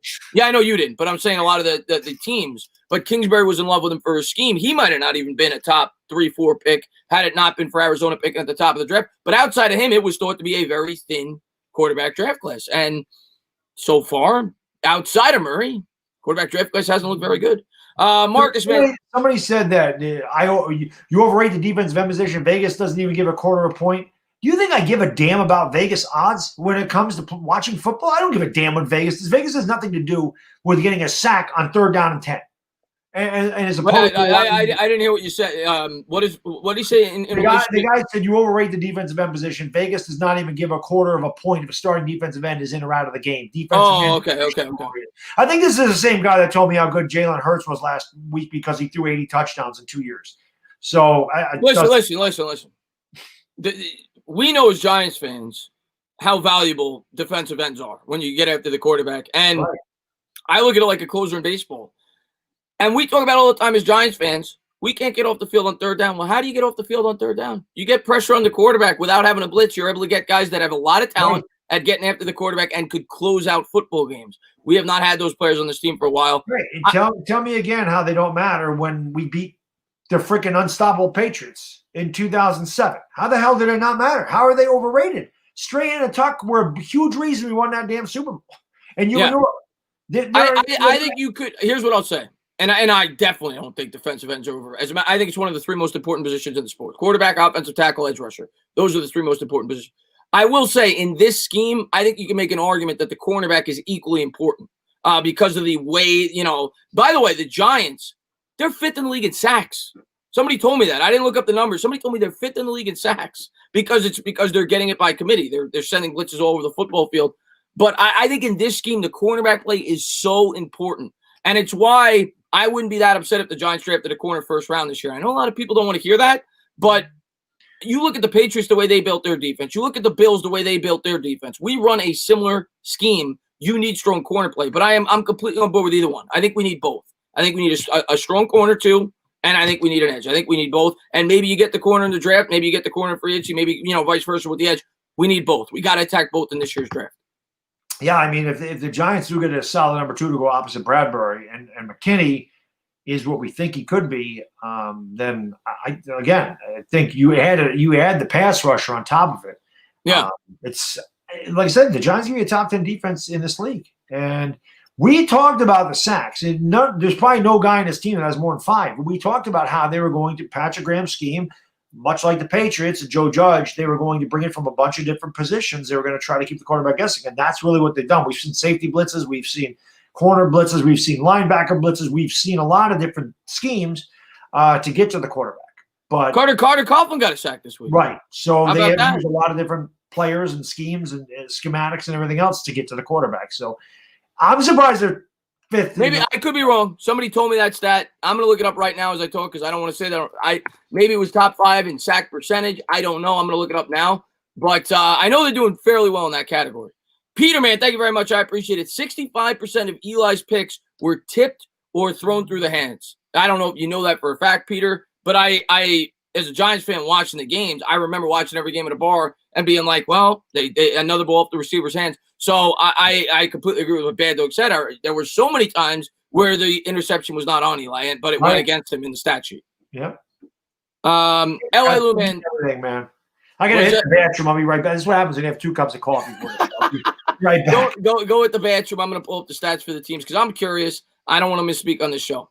L.A. Lumen, thank you very much. I appreciate it. I know both of you would love the movie Nightfalls on Manhattan. It is an excellent movie. Give it a shot. Chris, review it with your brother. Yeah, Lou, I'm going to get the movie channel up and running, and we're going to have a lot more content on that after the football season. But I'll definitely check it out. Nightfalls on Manhattan. I'll definitely check it out, Lou, man. Thank you very much, buddy. My brother's actually getting married in 3 weeks, so he's really busy. I'm really busy with the sports and everything else. Chizola, what's going on, buddy? 2 things. No turning the ball over and finish. You sound like Tom Coughlin, my man, and that was Tom Coughlin's motto, and you're absolutely right. We've got to close out football games. And, yeah, we can't keep turning the football over. Let me try to pull up these stats right here. Get to the team stats in the sacks because I couldn't believe it when I heard it. I was like, are you serious? The Giants are that? Maybe it was sack percentage, though, and they're not top 5 in sacks. Maybe it was sack percentage. Maybe it was a different kind of stat. They are still high, though. They are 1, 2, 3, 4, 5. They're tied for 6th. Let me see here. The Steelers have 30. The Eagles have 28. The Bucs have 28. The Rams have 25. The Ravens have 24. They're tied for 7th. Washington has 22. And then the Browns, Broncos, and Giants all have 20. So they are tied for 7th in the league in sacks right now as a team, the New York Giants. We're gonna get 3 this week. Let's do it. My man. Maybe it was sack percentage they were top 5. Whatever it was, it's still impressive, being that we don't have a supreme edge rusher, that you're able to generate pressure the way that they have. Don Lee, man, thank you very much, man. He says Giants blowout on Sunday. Hope so. Love the optimism. Be nice. Love the optimism. Like Chris, if we're going to blow out any team, it's going to be Washington. Yeah. Let's get it. I would like a double-digit win this week. I really would. That'd be nice. Yeah, I would like it for once. Not to have to, come down to the last second field goal on either side of the football. I'll make sure I didn't miss anybody here. 2 things not turning the ball over. Got that one. And we got Craig, man. Craig, man, thank you very much, man. Most underrated Giant from I get this question a lot, too. Not so much recently, but I've gotten a lot since I've been on YouTube. I'll let you start. Over the last 20 years, who's your most underrated New York Giant? Tiki Barber. Not a doubt in my mind. Tiki Barber is the most underrated. Tiki Barber, people hate him because of what he said about Eli Manning. People fail to realize the last 2 seasons, Tiki Barber's career, he had over 3,500 yards rushing in 2 years. He had 1,860 yards and 1,662 yards. His last 2 years in the league, he averaged over 4.7 yards a carry in his entire career. I've said it before. I will stand by this. He was better running than him at Smith. I don't give a damn what anybody says. Tiki Barber also had over 5,000 yards receiving in his career. He had 10,000 yards rushing, and he did not become a starter until 2000. So he played 7 seasons as a starter. He had over 10,000 yards rushing. The guy belongs in the Hall of Fame. I don't know why the hell he's not in there. Tiki Barber belongs in the Hall of Fame. Definitely, without a doubt in my mind, that is the most underrated Giant in the last 20 years. Tiki Barber. I think that's a great answer. I think while he played, he wasn't. But after he retired, because of the way he went out, maybe by the NFL in general he was. I'm saying by Giants fans. But after the way that he handled it with Eli and everything else, he was hated, like you said. And I agree with you. I think Tiki Barber's, since I've been watching the team, he might be the best skill position. I think he is. I mean, in terms of a career with the New York Giants, he's the best skill position player that they've had since I've been watching this football team. Yeah, he was consistent. He led the league in overall yardage, definitely over that 3-year span at the end after he fixed the fumbling problem. He was a great football player. I think that's a good answer. Antro Rolls, one that I say pretty consistently, I thought was a little bit underrated. Corey Webster's another one. Yeah, there's a number of players that you could point to. Maybe some of the guys. Jesse Armstead, I feel Jesse Armstead was great. Underrated. Yeah. Maybe some of the linemen that go forgotten. David Deal, Sneed. Right. Yeah. Kyrie, man, thanks so much again, man. If you were the GM, what would you do this offseason? Well, you know what? I got to wait to see how the quarterback plays over the last 8 games. But let's just go based off the assumption I'm sticking with Jones. First thing I'm doing is, like we've been saying throughout this entire show, I'm addressing my main needs, and then I'm figuring out I'm personally going edge rusher in free agency because I look at the draft right now, and I don't see a lot of great edge rusher prospects. I say this every week. There's one, but everybody says Russo's better suited for the 4-3, and they say he's a project. He's raw. He's raw with a high upside. So I'm going with the premier edge rusher. If I'm going edge rusher, in terms of a premium edge rusher, I'm going in free agency. I'm also addressing that corner position. And again, it depends on where I'm picking in the draft. I may draft a corner in the first round. I really would. I might if I was the GM of the New York Giants, if I got a wide receiver in free agency and I was sold on Matt Parrott. If I was in the right spot, I would want to get that lockdown corner the opposite side. But I'm making sure that I'm addressing those 2 parts of my defense, the edge rusher and the corner, and I'm making sure that I get a very talented wide receiver, whether it's in the first or probably the second round if I'm the GM, to try to help out Daniel Jones if I don't address it in free agency. That's what I hit home with. Maybe I get another offensive lineman as well for depth. Maybe if I don't feel Gates is the answer at center, I want him to kind of be that, that utility lineman, if you will, that can move around at all the different spots. Swing tackle. Swing tackle, guard, whatever. You can play Gates anywhere, but I think that would be my approach. I mean, those are the areas that we definitely need. I agree. I think I would address that defensive edge, the defensive end rather in free agency. There's a lot of good ones out there. I would definitely pay the money for an established defensive end. And again, depending on where we pick, maybe you do go corner in the first round because wide receiver class is deep again. So you could definitely get one in the second round. I know our man Ian anyway got that. He's so upset he wanted Chase Claypool. Chase Claypool's balling out. I mean, it does suck. I mean, there's so many things you could look at. We could have DK Metcalf. We could have Chase Claypool. We just haven't really addressed that position. He loved Chase Claypool. He did. But I get it. I mean, again, that's a luxury position to me. You have to address it. Dave Gettleman did what he was supposed to do. He had to address the line. You have a young quarterback. He did. And Andrew Thomas played better. I'm going to give him credit. He played better. That line looked the best it's looked all year. That was a very good – they were second in the league in sacks. And one of the top 5 against the run, the Giants killed them up front in that game. Let's be fair here. They did really well against Washington the first time too. That's a really good defensive line. They gave up 1 sack. The offensive line has played well. Andrew Thomas it's getting better, and that is what I wanted to see as a New York Giant fan this year. And they're young, and that's what's really encouraging. And I love what Dave Gettleman did this year. I know people hate Dave Gettleman. I absolutely loved it. You go back and look at, and both of us when we talked on the show, whether it was my free agency videos, I said countless times, O-line, O-line, O-line. Fix the O-line at all costs. Do what you do, and I don't want you spending 5-year contracts in free agency. The Giants did all of that. I think Dave Gettleman had a great offseason. I think it was influenced as well by Joe Judge. You look at the free agency he brought in, but the offensive line is showing promise. They're maturing each and every week, and if they get to the point where we're a top 10 offensive line on a consistent basis, you're going to start to see this team win more football games. Yeah, as long as that quarterback can make better decisions with the football. I agree, because like I said, this game against Tampa Bay, I was really on his case because it wasn't just the boneheaded turnover. It was the missed opportunity after missed opportunity. To me, I'm like, how does he miss these guys? Like, this was not on the receivers and it was not on the line. It was all on him. I understand when Andrew Thomas is whiffing and Daniel Jones getting blindsided and he fumbles. I'm not putting that on Daniel Jones. I get it if Daniel Jones has a ball get deflected up in the air like Evan Ingram. That was on Evan Ingram. I get that. But, my God, this game was terrible for Daniel Jones. Yeah, no, the one you're referring to, when Thomas missed the block, that was completely on Thomas. The blindside hit, against Dallas. Against Dallas. So I think it was Lawrence, if I'm not mistaken, who always kills the Giants. Yeah. Damian Jackson says, "Say bathroom again, please." Or bathroom. Put him in the bathroom. Put Damian in the bathroom. Damian, get to the bathroom. Sonny ain't gonna fit in there. Freddie Musher's in there. Eddie Musher's in there. I don't care. Get him in the bathroom. Chloe, thank you so much again. Daniel Jones is Peyton Manning with legs. Is that Fish Vegas's troll account? Yes. Thanks, Fisk. I really do appreciate it, buddy. Fisk, great content creator. Go over there and subscribe to him. Let's see what we got here. But I want to make sure I don't miss any here. Make sure we're not out of sync. All right, next one I got to get to is David Serby, another great subscriber of mine. How you doing, Dave?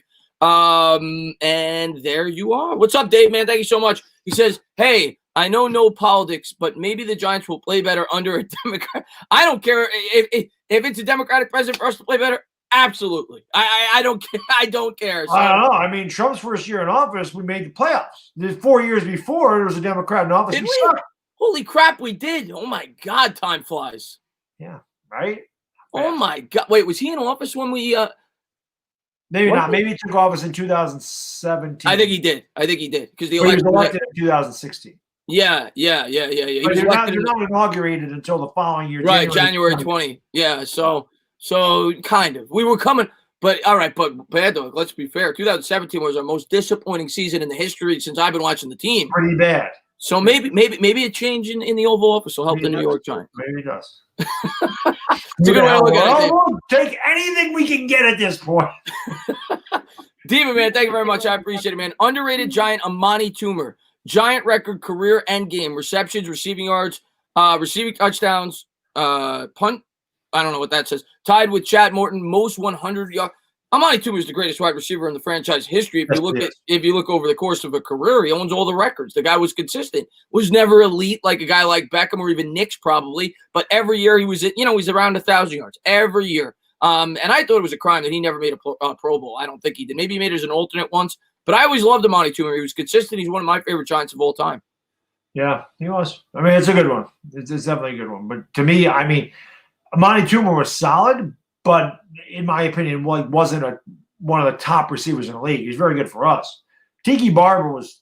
I mean, Tiki Barber to me. You can make an argument he was the best running. You can make an argument he was the best in the game for a year or two. Right there. Yeah, he was that good. Rakib, man, thank you very much, man. The line played better without Hernandez. They did. And who knows? Maybe it's just that they're maturing and getting better, or maybe it's that Andrew Thomas has better chemistry, with Lemieux, or maybe Lemieux's just better. I still think we got to get Hernandez out there. He's still young. He's on the third year of his rookie deal. We have to see what we have and hope that he matures. But there's no doubt about it. The offensive line played very well with Hernandez sitting out last week. It did, and I hate to say it, but I'd kind of like him to sit out again. Like I would like it. To me, the more snaps that these guys get, the more they're going to improve. I don't know what Will Hernandez's future is with the New York Giants, but I do know that Lemieux, Parrott, and Thomas are all rookies, and they're going to be here unless they trade them for the next 4 years or 3 years. Let them get some cohesiveness. That's how you build it. Yeah. Oh yeah. I don't want to take Lemieux out. I mean, you have to find a way to keep him in the lineup so he can continue to mature. Maybe I take Zeitler out the last 3 or 4 games if he's not going to be a part of the future, and I get Hernandez in there as well. But I agree with you. We got to find a way to keep Lemieux in the lineup, and we got to find a way. And maybe it'll be after the bye, where we finally see Parrott in there every down. But he's got to have a stretch here where he's maturing and playing the entirety of the game. And we got time, and we were just talking about you, buddy. You're a big Chase Claypool fan. What's up, my man? He says, we got it done tonight, barely. What's up, guys? I don't know what he's referring to. Maybe he played a game. I don't know. But and we got time, man. Thank you so much, man, for the love, man. Hey, we're doing well, man. We appreciate you for popping in, buddy. Always. Let's see what we got. Let's see what we got. I just missed one. Ben's next. Okay. Ben, man, thank you so much, man. I really appreciate it. He says, think Saquon could be on the trading block if he has another unproductive, injury-riddled season. Here's the thing. If he has another injury-riddled season, what are you going to get for him? It's like – so I would say it's actually a higher probability to be on the trading block if he had a good season, because you'd have a new GM that may not want to keep him. And so if, Gettleman may very well stay. I'm not definitely committing to that he's going to – but if Gettleman's gone, you may have a new GM with a completely different philosophy that doesn't believe in paying Saquon $20 million a year. He didn't draft the guy. But if he has another injury-riddled season – I think you hold on to him and, you continue to let him play out on the rookie deal. I think to trade Saquon, actually, as crazy as this may sound, he actually has to have a very good season. Completely agree with you. No, I was going to say the same thing. I could not agree more. Yeah, Saquon Barkley's trade value is going to go up. And if Saquon Barkley kills it, maybe then you do say, hey, we'll trade. Maybe they get a first-round pick if he comes back and he kills it. And the Giants don't want to pay him $20 million a year. So somebody else can take that opportunity and we can draft a running back or something.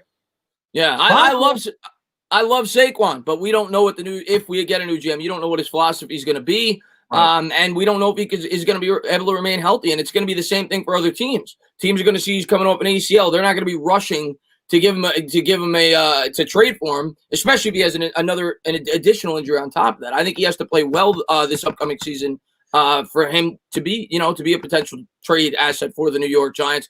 It's like the stock market. I say it all the time. You don't want to trade these guys when they're at all-time lows. And right now, you can't get much lower than Saquon Barkley. Right. Exactly. Danny Thomas, man, thank you very much. I appreciate it. Jones needs to show out for the rest of the year and needs to improve on his weaknesses. I think he would be a quicker version of Tannehill if he improves. I'll tell you what, and I don't get to watch Tannehill every week like I do Daniel Jones, but I remember when Tannehill first came in the league. First off, Tannehill was a former wide receiver, if I remember correctly, in college that became a quarterback. Ryan Tannehill had legs when he came in. I remember being really impressed with that when I saw him in his rookie year, a couple of games with the Miami Dolphins. Ryan Tannehill could move. Hey, I had Ryan Tannehill on my fantasy team. I always remember my buddy and I, we split the team, and we'd always say the Miami Dolphins would be so far behind the third quarter, like, up, here comes Tannehill time for us. And he'd always get us 25, meaningless points because he would run for a touchdown almost every game. I mean, he could, like I said, people compare him to Tannehill coming out of college, and I'm like, well, that sucks if he's only Tannehill, but Tannehill in a better situation is proven.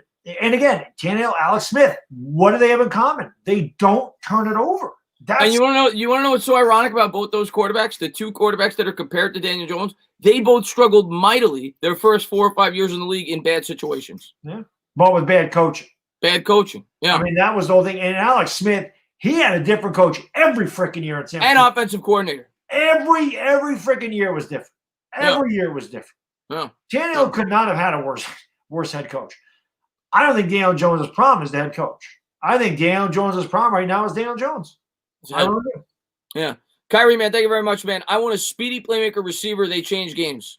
Yeah, I would love, a Deshaun Jackson type player. We haven't had a player like that, but I would also just like Slayton's a 4.39. I mean, he does. We could use. I always want more speed though. Whenever you can get it, you look at the best teams in the league. The Chiefs have a ton of it. Well, Jesus Christ, bring Derek Dillon up. What are we waiting for? To do around a 4.27. That's true. 4.26. Yeah. He's got a ton of speed. Speed kills, but I do think we need an all-around wide receiver, like a legitimate number one, a route runner, a tall threat. A guy that could do it all. I do think we need that. Give me the guys that run the 4-5 and run the crisp routes with the great hands. I don't need speed. Listen, sometimes it works with like Tyreek Hill, but most of the time it fails. John Ross, garbage. Darius Hayter-Bay, garbage. Tavon Austin, garbage. James Jett, garbage. You get these freaking, and James Jett's going back a ways, so you guys. He was on the Raiders. He was on the Raiders like in the early 90s. So they always drafted speed. They did. Napoleon Kaufman, right? How many Super Bowls have they won with all the speed? None. Yeah. You need wide receivers, not track stars. It's nice to have a guy that can stretch a field, but he also needs to be a wide receiver. Was Jerry Rice fast? No. Randy Moss, different story. Randy Moss was God. Randy Moss he was literally touched by the hand. Yeah, that guy was the most just unbelievable wide receiver ever. He was the most talented wide receiver ever. Yeah. He's tall, he's fast, his hands are. He was stupid. If that guy worked as hard as Jerry Rice, that guy would have been the greatest football player in the history of the league. Yeah. Terrell Owens was not fast. Terrell Owens was just a physical specimen. Randy Moss was on another level. You don't need track star speed to be a successful wide receiver at this level. You need a lot more. Your routes need to be crisp, and you need great hands. That's how you succeed in this league. Crisp route running. You can be fast, but if you can't run routes, you're going to be covered. Antonio Brown, another perfect example. I mean, the guy doesn't have blazing speed. He's an unbelievable route runner before he became a lunatic. I mean, even Sterling Shepard. He's a mid 4-5 guy, but when he's healthy, he's a fantastic route runner. Yeah. And we got time, man. Thank you very much, man. I appreciate it. I was talking about the Miami. If y'all on Twitter, check out some players. Oh, you're talking about the college game. I had a couple people mention that to me on Twitter tonight. And Claypool, third in Offensive Rookie of the Year voting. That makes me happy. Yeah, you called it, man. You know, we said it earlier. You definitely were all over Clay. A lot of Giants fans liked him, but you were the most outspoken. There's no doubt about it. Yeah, I didn't want him in the second round. I just didn't want to take a wide receiver that early. Yeah. I felt like we needed bigger positions. Yeah. Pastor Ray, what's up, buddy? He says, and he always, what do you always show him? You show him your alcohol. Everclear. I actually put that behind the bar again. So I don't have the Everclear next to me, Pastor Ray. Not tonight. And he says, Strong Opinion Sports. Yeah, I saw the video. I think what you're going to get into about Jones suggested the Giants should take a new quarterback, and I completely agree. Put Herbert or Burrow on this team, and we have 4 or 5 wins right now. I agree. Probably at least 3. At least 3, I would say. With that talent set, both of those guys, yes. We have more than one. Yeah. The question I ask myself, and I don't know this yet, and I don't know how I'm going to feel because I honestly haven't done enough research on these guys because right now I'm focused on the season. But the question I'm going to ask myself is, does Fields have that type of talent?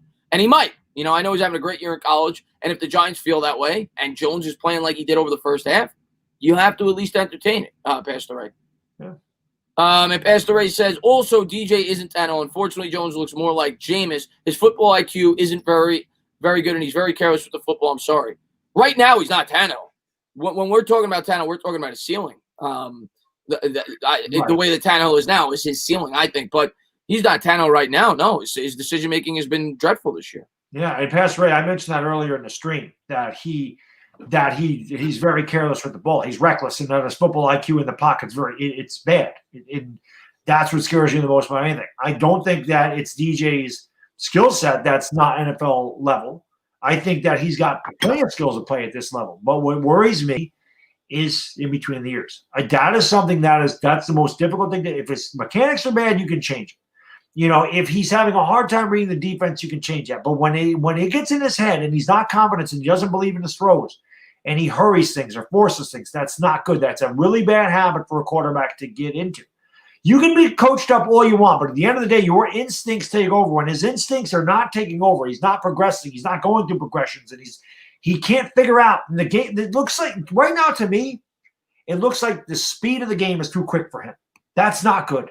He's thinking too much. He's thinking too much. The speed is too much for him right now. He's playing at a slower level on the defense. He's got to go. He's got to make quicker decisions, and he's got to anticipate way better. He anticipated much better his rookie season. I don't know what the hell's going on, but he does not anticipate anymore. He did on the first touchdown throw to Deion Lewis in the game. It's a great throw. Perfect throw. Yeah. By the way, I want to say before I get to these, if you guys haven't done so, please hit the thumbs up, subscribe, ring the bell. But even more importantly, we're going to be over on Baddogs next week doing the same show, doing the game. We'll be doing the game over here this week. Episode go over there next week. Yeah, that's right. Celebration. I don't know what the hell. That's right. Episode number 100 next week. Go over there, subscribe, check out the channel. Thank you to everybody. Thank you to all the support you guys always show us. Lucas, thank you so much, man. I really appreciate it. He says, you get a lot of questions about what would you do if you were a GM. Player-wise is up to you. I just want cheerleaders, especially ones with daddy issues. We all like, especially when you're in a dry spot. You like the woman with daddy issues, Lucas. Listen, I just like the AT&T girl. I can just, as long as she's on TV like 12 times during a Giants game, I'm fine. And Aaron Andrews, there's nothing wrong with Aaron Andrews doing the sideline. She's just as good of a cheerleader. So, Talkin Eco, man, thank you very much. He says, do you think it's possible that Gallman comes back if the Giants can't get Nick Caserio for some reason? I said it today in my video, Talkin Eco. I do think it's possible. I know a lot of Giants fans don't want to hear that, and I understand it. They're frustrated. The team hasn't gotten better. I'm not putting it past the Giants to bring Dave Gettleman back if this team wins 4 games out of their last 8, the way that they've improved over these last 3 or 4 games, showing hope for the future. Like I said, I thought they had a good offseason, so I'm not ruling it out. I'm not telling you it's going to happen, but I don't think it's impossible. Hey, listen, I mean, I read an article about that. They said if the Giants continue to be competitive in these games, Dave Gettleman probably isn't going anywhere. Yes, I would love to win more games. I mean, that's the whole thing. I want to win more games. But going into the season, both Chris and I, did not think the Giants were a playoff team. Both of us predicted them to go 6-10. Now, we had different wins going on, but we both predicted them to go 6-10. What Chris and I both wanted to see was progression and improvement. You have seen it in the offensive line, okay? You have seen it with the defense. You've seen it with the defensive line. We're getting more sacks. You've seen it with the secondary. They've gotten better. I don't like when they play that freaking soft zone. That's bullcrap. But when they play press or they play man-to-man, they've been much better. I haven't seen it from the quarterback, which is why I'm so ticked off. Because if Daniel Jones, even if he played at the same level he played at last year, we're not 1-7. We're 4-4. I'm telling you right now. At least 3-5. Right. So I think that you are seeing the team get better. They have got to learn how to win. But I think honestly, this was Gettleman's best offseason. It's not even close. It's not even close. I really do. His free agent picks were fantastic. It looks like, if Andrew Thomas can improve and play like he did last week, he was much better. We need him. We need him. Need him to be it. We need that guy in the worst way, Andrew Thomas. And if Xavier McKinney's really good and Andrew Thomas pans out, I'm encouraged by the way he played. I mean, I've given Andrew Thomas hell this year, and deservedly so. But if he improves and he can play as good as he did and get better from last week, David did a damn good job because Lemieux looked good, Perry looked good, the offensive line is looking a lot better. And that was his goal. He wanted to fix the offensive line, and it is getting better. You can see it. We need to get the quarterback. And you know what? And a lot of, you could choose where you want to put the credit. And a lot of people are going to put it on Graham, and I agree with that. I think Graham's done a great job. But Dave Gettleman built this defense from scratch, guys. I mean, there's nobody on this team that was on the team on defense when he got here. Oh. These guys are all free agents or drafted players, and the defense is playing well. And I get why we want to get on Gettleman. I get why people don't like the guy. It is fair. The criticism is fair. Believe me. Absolutely. But you also got to give him credit for this offseason. You got to be fair. The fans out there that want to crucify Gettleman, you got to be fair. And maybe you want to give more credit to Judge. Maybe that is the case because Judge definitely had a lot of say in this. This offseason was good.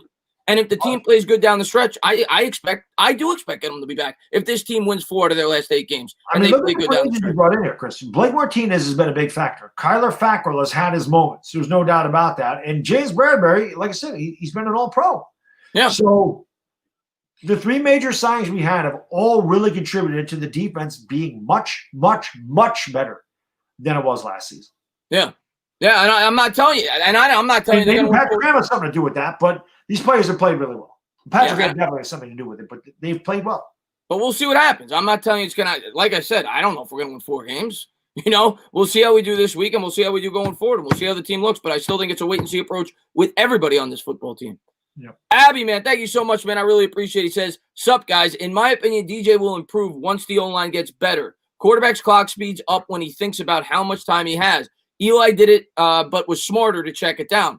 I agree with that completely. And, now that you look at it, you say to yourself, well, maybe it wasn't fair to criticize Eli Manning as much as he was for checking it down as much as he did, because that was probably the smarter play more often than not. because of what we're seeing with Daniel Jones. The offensive line couldn't hold blocks. And I agree, Abby. I mean, that's any quarterback. Anybody. If the offensive line is better, it's just common sense. The quarterback's going to have more time to throw. He's going to be able to scan the field more. He will play better. I mean, that's just common sense. The question is, could he play good enough? And we'll see. I think this offensive line has gotten better. I expect it to continue to get better over the course of this season. And Daniel Jones has no excuse not to grasp this offense better over the last 8 games. So we'll see. I think this is kind of a new season for Jones now. You had your first 8 games in a new scheme, shortened everything else. You look crummy. Last week was your worst game so far, probably in the NFL, when you factor in all the missed throws and the 2 costly picks. Right. Let's see you play over these last 8 games. I'm willing to give you an opportunity, but you got to show it, man. We got just consistency. He's got to be consistent. That is said. That's all I'm saying this all the damn time. I don't need Daniel Jones to be Russell Wilson. I don't need him to be Pat Mahomes. He's not. I need him to be Alex Smith. I need him to be Ryan Tannehill. That is what we need him to be. He's not there yet. And again, he's got to be better with the football. He's got to stop being reckless. He's reckless with that thing. Ben McAdoo used to call it, take care of the Duke. Well, Daniel Jones has not taken care of the Duke. Ben McAdoo. I'm gonna go watch the tape. I'm gonna. I mean, honest. Joe Judge does the same thing. He does it a lot too. He does. Well, I can't be. Listen. When Joe Judge says it, even though it's the same phrase, it just sounds. It is. I can't tell you. I got to go back and look at it. I got to get a better feel of what happened with the play. I think I just like Joe Judge a lot more. I do too. Joe Judge has a much better attitude. Ben McAdoo, you wanted to punch in the face. Joe Judge, you let him punch you in the face. Right? That's Joe Judge. Nitro Freak, man. Thank you so much, man, for popping in. Go over there, check him out if you haven't done so. Big Eagles fan. Can't wait to beat you guys in a week. Sleepy Joe is going down, and Daniel Jones blows. Yeah, it's funny. Daniel Jones blows, and he still has like 5 less interceptions than Carson Wentz. Go figure that one out. And he doesn't make $32 million a year, but hey, teach the room. Don't throw stones when you live in a glass house. But no, we can't defend Jones. He hasn't played well. Let's face it. Nitro Freak, you've watched my videos. I've definitely given my Daniel Jones my fair share of criticism. So. And what's going on? Bobby's in the chat. What's going on? Butcher's Block of Pit, another YouTuber. Go over there, check him out as well. Yes. He says, "What's good, fellas? Jones gets next year, and that's it. If he shows no improvement, it's time to move on." I think that if I had to guess, and it's just me guessing, I think that's what's going to end up happening. I think he's going to get another year, depending on where we're picking. But right now, my gut tells me I think that's what happens. I think he gets 1 more year, and if there's not significant improvement, then you make the move. But we'll see. I wouldn't be shocked. Especially if we get a new GM, if we do move on. But I would say I'd favor that over that we're going to have a new quarterback next year. Yeah, well, I mean, again, it depends on a lot of factors. Yeah. If he regresses the last 8 games and we do finish 1-15, 2-14, and we're picking second. Yeah. A new GM comes in here. Yeah, good chance for taking a quarterback. Now, I did say that to Gangry Day. I said it is, and I've said this in a few videos. It is very possible that the Jets and Giants both have a new quarterback in 2021. It's possible. It's very possible. Well, the Jets are going to.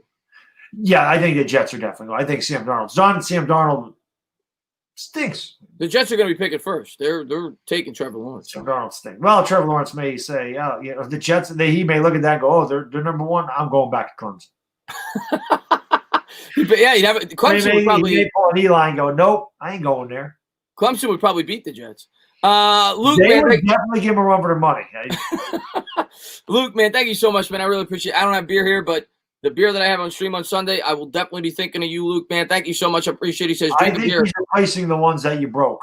Yeah, there you go. There you go. I broke 2. That probably paid. 6-pack's about $12. You paid for my 2 beers, Luke. I really appreciate that. Thank you for being a great supporter, man. Damn, a 6-pack's $12. That's right. You're down in the city. Maybe it's 10 or 11. What are you drinking? Modelo. Oh, no, that's possible because I think a 6-pack up here is $10. So $12 is probably right in the city. Yeah, it might be 11, but yeah, it's around there. Yeah. G-Man Rising. What'd you say, Baddog? I was going to say a little inflation down there compared to still not cheap up here. You always get a little inflation in the city. G-Man Rising, man, thank you very much. I appreciate it. He said it's 21 games in. The excuses continue to stack up for the guy. Like Lombardi said, if you're constantly making excuses for a quarterback, he's not the guy. Listen, go ahead, G-Man Rising. I was just going to say, on OGR's video, I'm pretty sure it was that video. G-Man Rising, I could not agree more with the comment. I don't know, some guy in there told him to shut up or something nice, and I said, why? Because everything G-Man Rising said in that video about what's wrong with Daniel Jones, he's right. And it was a long list. It was a laundry list of things that he does wrong. So I agree with him. I think everything that he said about Daniel Jones in that video was 100% spot on. Listen, I agree with you. The only thing I say is he has 8 more games. Let's see what happens. Yeah. There's no reason to cut. And that's going to bring me to Roldy's comment. And I love Roldy. We battle. Brother from another mother right there. Chris, for the most part this year, the offensive line played okay. I would say after week 2.5, week 4, they didn't play good the first 3 games. Against the Rams, they played bad the first half, but since the second half on, the offense for half the year, the offensive line's played pretty well. I'll agree with that so far, Roldy. So I wouldn't say the most part. I'd say over the second half of the first 8 games. Where Jones had time in the pocket. It's his decision-making, pocket awareness. Come on, stop it already. I mean, I've been saying that the whole stream, Roldy. All I'm saying is he has an opportunity to improve over these last 8 games. His decision-making has been dreadful. His decision-making has been awful. I said it in my video today. He's playing hero ball. He's trying to do things he's not capable of doing. And until such time he realizes that and tones down his game, he's not going to be a good quarterback in the NFL. I agree with you, Roldy. We agreed for once, and you still yelled at me. That's part of his charm. I love Roldy. But thank you guys for being here. I really do appreciate it. But, let's get to a couple of questions in the chat, man. Again, if you guys haven't done so, please go on over to Baddog's channel, subscribe. We're going to be on over there for the show. We're going to be on over there for the Giants game next week. Right, going over there. 100 guys. 100, Chris. 100 episodes. 100 episodes. Wow. Who would have thought? It's crazy. Who would have thought? I think we have 100 losses. 100 turnovers. 100 coaches. I see Authentics in the chat, man. Love Authentic. If you guys have not done so, please go on over to Authentic's channel. I've had him on the channel before. He's got a great podcast over there, NFC's podcast. He says, I didn't even see what he read. Maybe it's not a good comment. I don't know. I just saw that he was in here. I wanted to point him out. Roldy, the kid's pocket awareness is a problem, but you see him flinch when the pocket breaks down. He needs to get better at reacting without hesitating. Yeah, he's thinking too much. But I'll say this. If you look at the statistics, and again, I hate all these next-gen crap. I don't like that stuff. I really don't. But he's one of the lowest-rated quarterbacks in the league with a clean pocket. So that's not good. That's not good. That's not good. And somebody mentioned in the chat, they were like, he's hurried. And I saw somebody said that, like, the average time for a quarterback to throw in the NFL is like 2.65 seconds. Daniel Jones has 2.58, so it's not like he has 2 seconds. He's had pretty good time. Listen, that Tampa Bay game really ticked me off. That I did, because there was ample opportunity there. This had nothing to do with receivers, had nothing to do with the offensive line, had nothing to do with play calling. It had everything to do with him. That game was completely on him. That's repression, and that ticks me off. The week before was Ingram. This past week was him. There's no doubt about it. Let's see what we got here. See if we got some comments.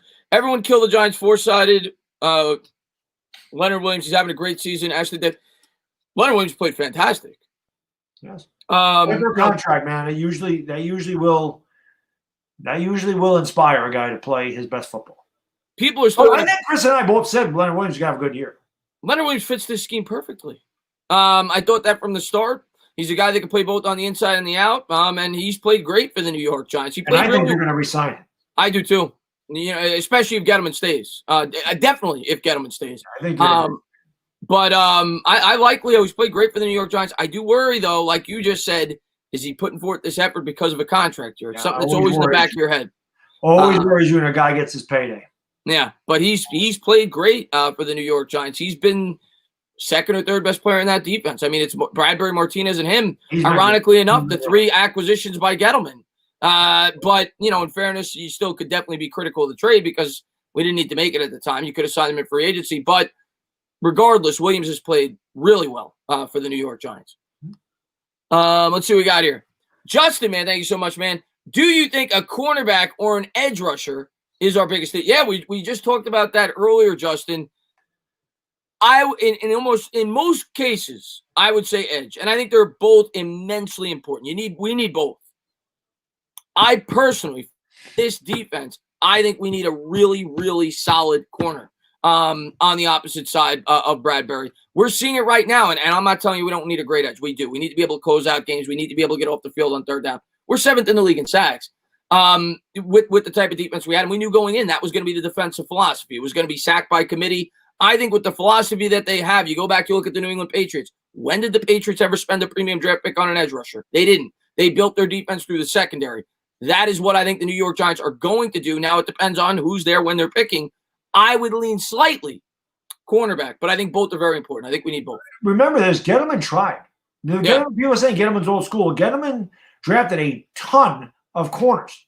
Corey Ballantyne, right? DeAndre Baker. DeAndre Baker, who saw that coming? Okay. We traded up to get DeAndre Baker. Julian Love, Corey Ballantyne, DeAndre Baker. There's three. Who else? There's Sam Beal in the supplemental pick. He drafted Xavier McKinney this year. So he traded for Jabril Peppers. He's definitely made a concerted effort to fix the secondary. Now, again, Sam Beal sucked. He was always hurt. And like I said, DeAndre Baker, he had a bad rookie season. DeAndre Baker wasn't just, like I said, who expected him to be arrested for armed robbery? You don't expect it. I thought DeAndre Baker was going to take a major step forward this year. No, he's had some bad luck too. I mean, in terms, you're right. He did try to address it. He did. You couldn't have predicted. I mean, there were red flags, but you couldn't have predicted. Yeah, not that. You could have anticipated based off the red flags. Maybe it would have been the meetings and that. But in terms of getting arrested, you couldn't have predicted that. And that's bad luck. Beal opted out due to COVID, but he hasn't been great. Let's be fair there. He wasted a supplemental pick there. But he tried, and I agree with you. He didn't really have that much of an old school approach. He did try to build through the secondary. Cool. Yep, he tried to get around the secondary. Yeah, so I like I said, I think both needs are very important. I would slightly lean cornerback because of the defense that we run. AB, man, thank you very much. He says, agree 100% the Giants will tighten things up overall after the bye and see better play from DJ, Thomas, etc. I'm very impressed with Patrick Graham so far. Peace. AB, man, I want to say thank you so much for being here, man. Thank you for being a great supporter. Patrick, I'm impressed with the entire coaching staff. And, maybe you could have one-offs here and there. This team comes prepared. This team fights every week. And you can tell they're well coached. You think back to the game last week, Baddog, and we pointed it out. You had the Yadam play. You had the Bradbury play. Back to the quarterback. And you think back to the season when they were getting criticized for the tennis ball drills. Well, what did they do? They read the wide receiver's hands, and that's coaching. They read the wide receiver's hands. They didn't make contact. They couldn't see the throw. They had their back to the ball. Both of them got their hand in there without making contact. Yep. I think the coaching has a lot to do with those plays. I agree. And you see them improve throughout the year. Now, that's the whole thing. They're improving. Yeah. And that's all we want to see. That's all Chris and I asked for was improvement. Well, we're seeing it now. But we're not seeing it from the most important part of this team, which is the quarterback. Get Daniel Jones improving. Get Daniel Jones to take care of the ball. The Giants are going to win football games. People keep talking about the lack of talent here. That is not the problem. We were in the game against – we had one of the toughest schedules in the league this year. We were in the game against Pittsburgh, okay? Daniel Jones made a bad time. I don't know how the game would have ended. We probably still would have lost. Pittsburgh's a much better team. They haven't lost a game all year, okay? So they're a much better team than us. But if Daniel Jones completes that freaking 95-yard drive with a touchdown, 17-16, who knows? Maybe the game goes down the wire. Maybe we squeak out a win. It was the first week of the season. Against the Bears, we played a terrible first half, kicked the hell out of them in the second half. 49ers throw that game away. That was a bad game. The Rams, we had a chance to beat the Rams. These are all really good teams. Now, the Niners, they have fallen off. I don't know what happened to them. I don't know why Nick Mullins was God against us. But again, that was the one game where I was pissed off. The Cowboys, we lost in the last second field goal. The officiating was god-awful in that game. They're horrible against us. The Eagles were a drop pass away from beating them. Okay? Yeah. And then against the Bucks, the guys were wide. We should have put up 41 points. We should have beat the Bucks. We are in every game. The talent, we could use some more talent at some certain positions. But the talent's good enough to win if your quarterback doesn't turn it over every single game. Because of how well the coaching's been. Right. I think the coaching has a lot to do with it. The free agent acquisitions. I mean, you got to give credit with Bradbury Martinez. Not only you and I, most Giants content creators that I know on here all raved about how good this coaching staff is going to be. We all love the coaching staff. Yeah. All of us talking about it was a home run. It's been in my opinion. The record may not indicate it, but the coaching's been good. They're there. They don't have the talent of the Bucks. They don't have the talent of the Steelers. Yeah. They probably don't have the talent of the Bears. They don't have the talent of the Rams, but we were in every freaking one of those games. We should have won at least 3 of them. Exactly. So I don't think it's talent. I think it's just inopportune turnover. Like the worst turnovers, the worst time I think part of it's having a young team too that doesn't know how to close out games yet, and you hope the defense. Guys are like, well, the defense let down. Yeah, the defense has let us down at the end of the games. The defense in the 2-minute drill, this defense has to get better. Before the half and at the end of the game, they've been bad. That's something that does have to get better. Yeah. Whatever. And Rolly, man, thank you very much. He says, Chris, you want to see 8 games of Jones when we kind of see what he is. What the hell you need to see, Mr. Fandom? He loves to call me Mr. Fandom because I don't rant. I get it. I'm not as negative. I get it. It is what it is. I am not telling you, Rolly. I am not telling you that Jones is the answer. I have been consistent about Daniel Jones since he got drafted. I did not like the pick. You saw my reaction on draft night. I'm a Giants fan. I gave him an opportunity, and I'm going to give him an opportunity. I'm going to give him 2 full years. That's my mentality. He's had 2 different schemes. He had a pretty solid rookie season where he had fumbling problems that he had to fix. He had to learn a new, and I'm not making excuses. It's just reality. Yeah, the new scheme, the pandemic, and I know other quarterbacks have come in and they played well. He's not as talented as Joe Burrow. Everybody knows that. He's not. Well, he's not. Justin Herbert. Yeah, and he's not, in my opinion, he's not in a scheme that best fits his skill set. I thought the Shermer scheme fit him better, and I'm giving him an opportunity. I'm going to give him the last 8 games. If you ask me right now, is he a franchise quarterback the way he's played? No. I'm not going to tell you he's been a franchise quarterback, but I'm going to give him the year. See, and at the same time, I'm overcritically of Daniel Jones, but I'm not saying that he can't be the guy.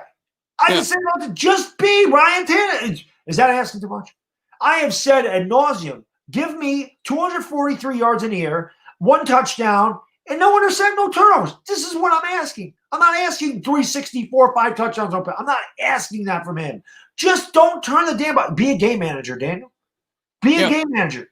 Get your like I said, Ryan Tannehill was the highest freaking rated quarterback in the league. Like he threw 22 touchdowns. Just give me that. That's all we need is that. Get better with the football. Stop turning it over. If he don't turn it over, we win these games. Yep. Plain and simple. Yep. He can be good enough to win games. I agree with that. I agree with that. His pocket away, his pocket IQ needs to get better. He has got to get. It's in here. It's in here. His physical talent may not the strongest arm. He's good enough to win. It's this that's holding him back. He's good. If we improve the team and he matures as a quarterback with his decision making, we can win games. Right. Period. G-Man Rising, man, thank you very much. I appreciate it. I also think Judge Garrett aren't sold on DJ. They defend him because he's their quarterback now, but you bet your tail they're going to want a better talent. It's possible. Again, it depends on when we're picking. I think Garrett, though, may be married to Jones. Garrett doesn't have job security if they move on from Jones. And I'm not saying, because I think Garrett was more of a Mara hire than a Judge influenced hire. I think most people agree with that. Most of the coaching staff, I think, was Judge influenced. I don't think Garrett so much was.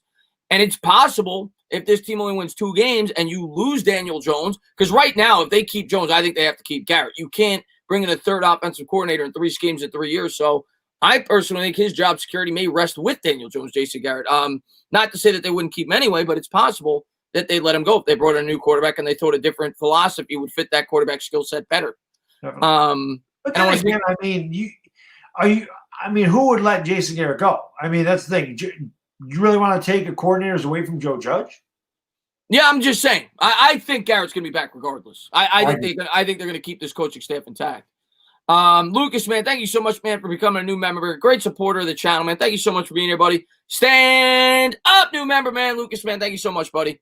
And again, thank you to everybody for being here. Everybody that always pops in, hits the thumbs up, watches the videos, watches the streams. And we can't say thank you enough. I mean, we got over 600 people in here again tonight. You guys are incredible. You continue to show so much support, even when the team is god-awful.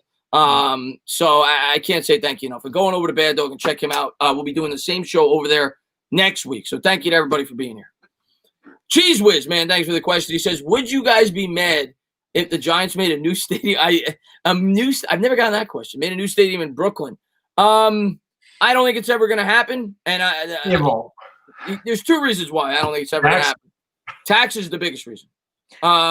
Taxes. Those are the 2 reasons. You hit it on the head. Taxes and room. What is a major thing when you're going to a football game? Tailgating. You want to be able to have room, and the taxes in New York are ridiculous. That's why they moved to New Jersey to begin with. Yeah, so that's why I don't see it. I don't think that they'll ever have I don't think they'll ever be in New York. Years ago, they talked about building a stadium for the Jets in Manhattan, and that never happened. So, yeah. And if we're going to build a stadium, let's build it in Manhattan. Manhattan's gorgeous. Yeah. Manhattan quarters. Anybody that wants to visit, anybody in here that's never been to the city, that's the borough you want to visit. Manhattan. Oh yeah, man. I'll tell you what, but I lived in Brooklyn too. Brooklyn's really nice. Parts of Brooklyn are really nice now. Astoria is really nice. They've really, cleaned it up. Yeah, they made it really nice. Parts of Queens and Brooklyn, but yeah, you're visiting New York. You're going to the Big Apple. Yeah, you're going to Manhattan. Yeah, Crispy, he's first ballot. Daniel Jones Hall of Fame. Yeah, put him in. Let's see. He could. Let's hope. Let's hope. Let's see. Let's get a couple of questions here. If Gettleman stays, bet your ass we get Chase in the draft. He will do everything he can to set Jones up for success, even if it's not the best player available. Jones is Dave's only hope. Yeah, I think Dave knows that his legacy, even if he's going to get fired this year, his legacy rests on the shoulder of Daniel Jones. Even if Dave does a ton of things that are good for this team, like let's say this offensive line pans out and they have a great unit and a lot of the guys that he brought in had a lot to do with it, and this defense pans out and a lot of the guys that he brought in had a lot to do with it. People are always going to remember him for the quarterback that he took 6th overall, and Dave Gettleman knows that. His legacy rests on the shoulder of Daniel Jones, and if Jones does not improve, people are going to label Dave Gettleman a failure. So, Mariano, I agree with you. And personally, I think it's the right decision. I'm not saying draft one, maybe you sign one. They need to get him a top-tier weapon in next year's offseason, because then that'll put Slayton where he belongs. I think as a number 2 option. It'll make everybody's life easier. You'll have 2 good wide receivers. You'll have Barkley in the backfield, Shepard in the slot. And I think it will complete this offense in terms of weaponry. I think they need that number 1 option. Yeah, it certainly ain't going to hurt him. That's for sure. But again, if he's not making a good decision with the football, it ain't going to matter who it is. So, yeah, they definitely could use an established number 1 receiver. I don't have any doubt about that. The only thing you worry about with these guys coming out of college, and I love Jamar Chase, but you don't know. They don't have a track record going to the NFL.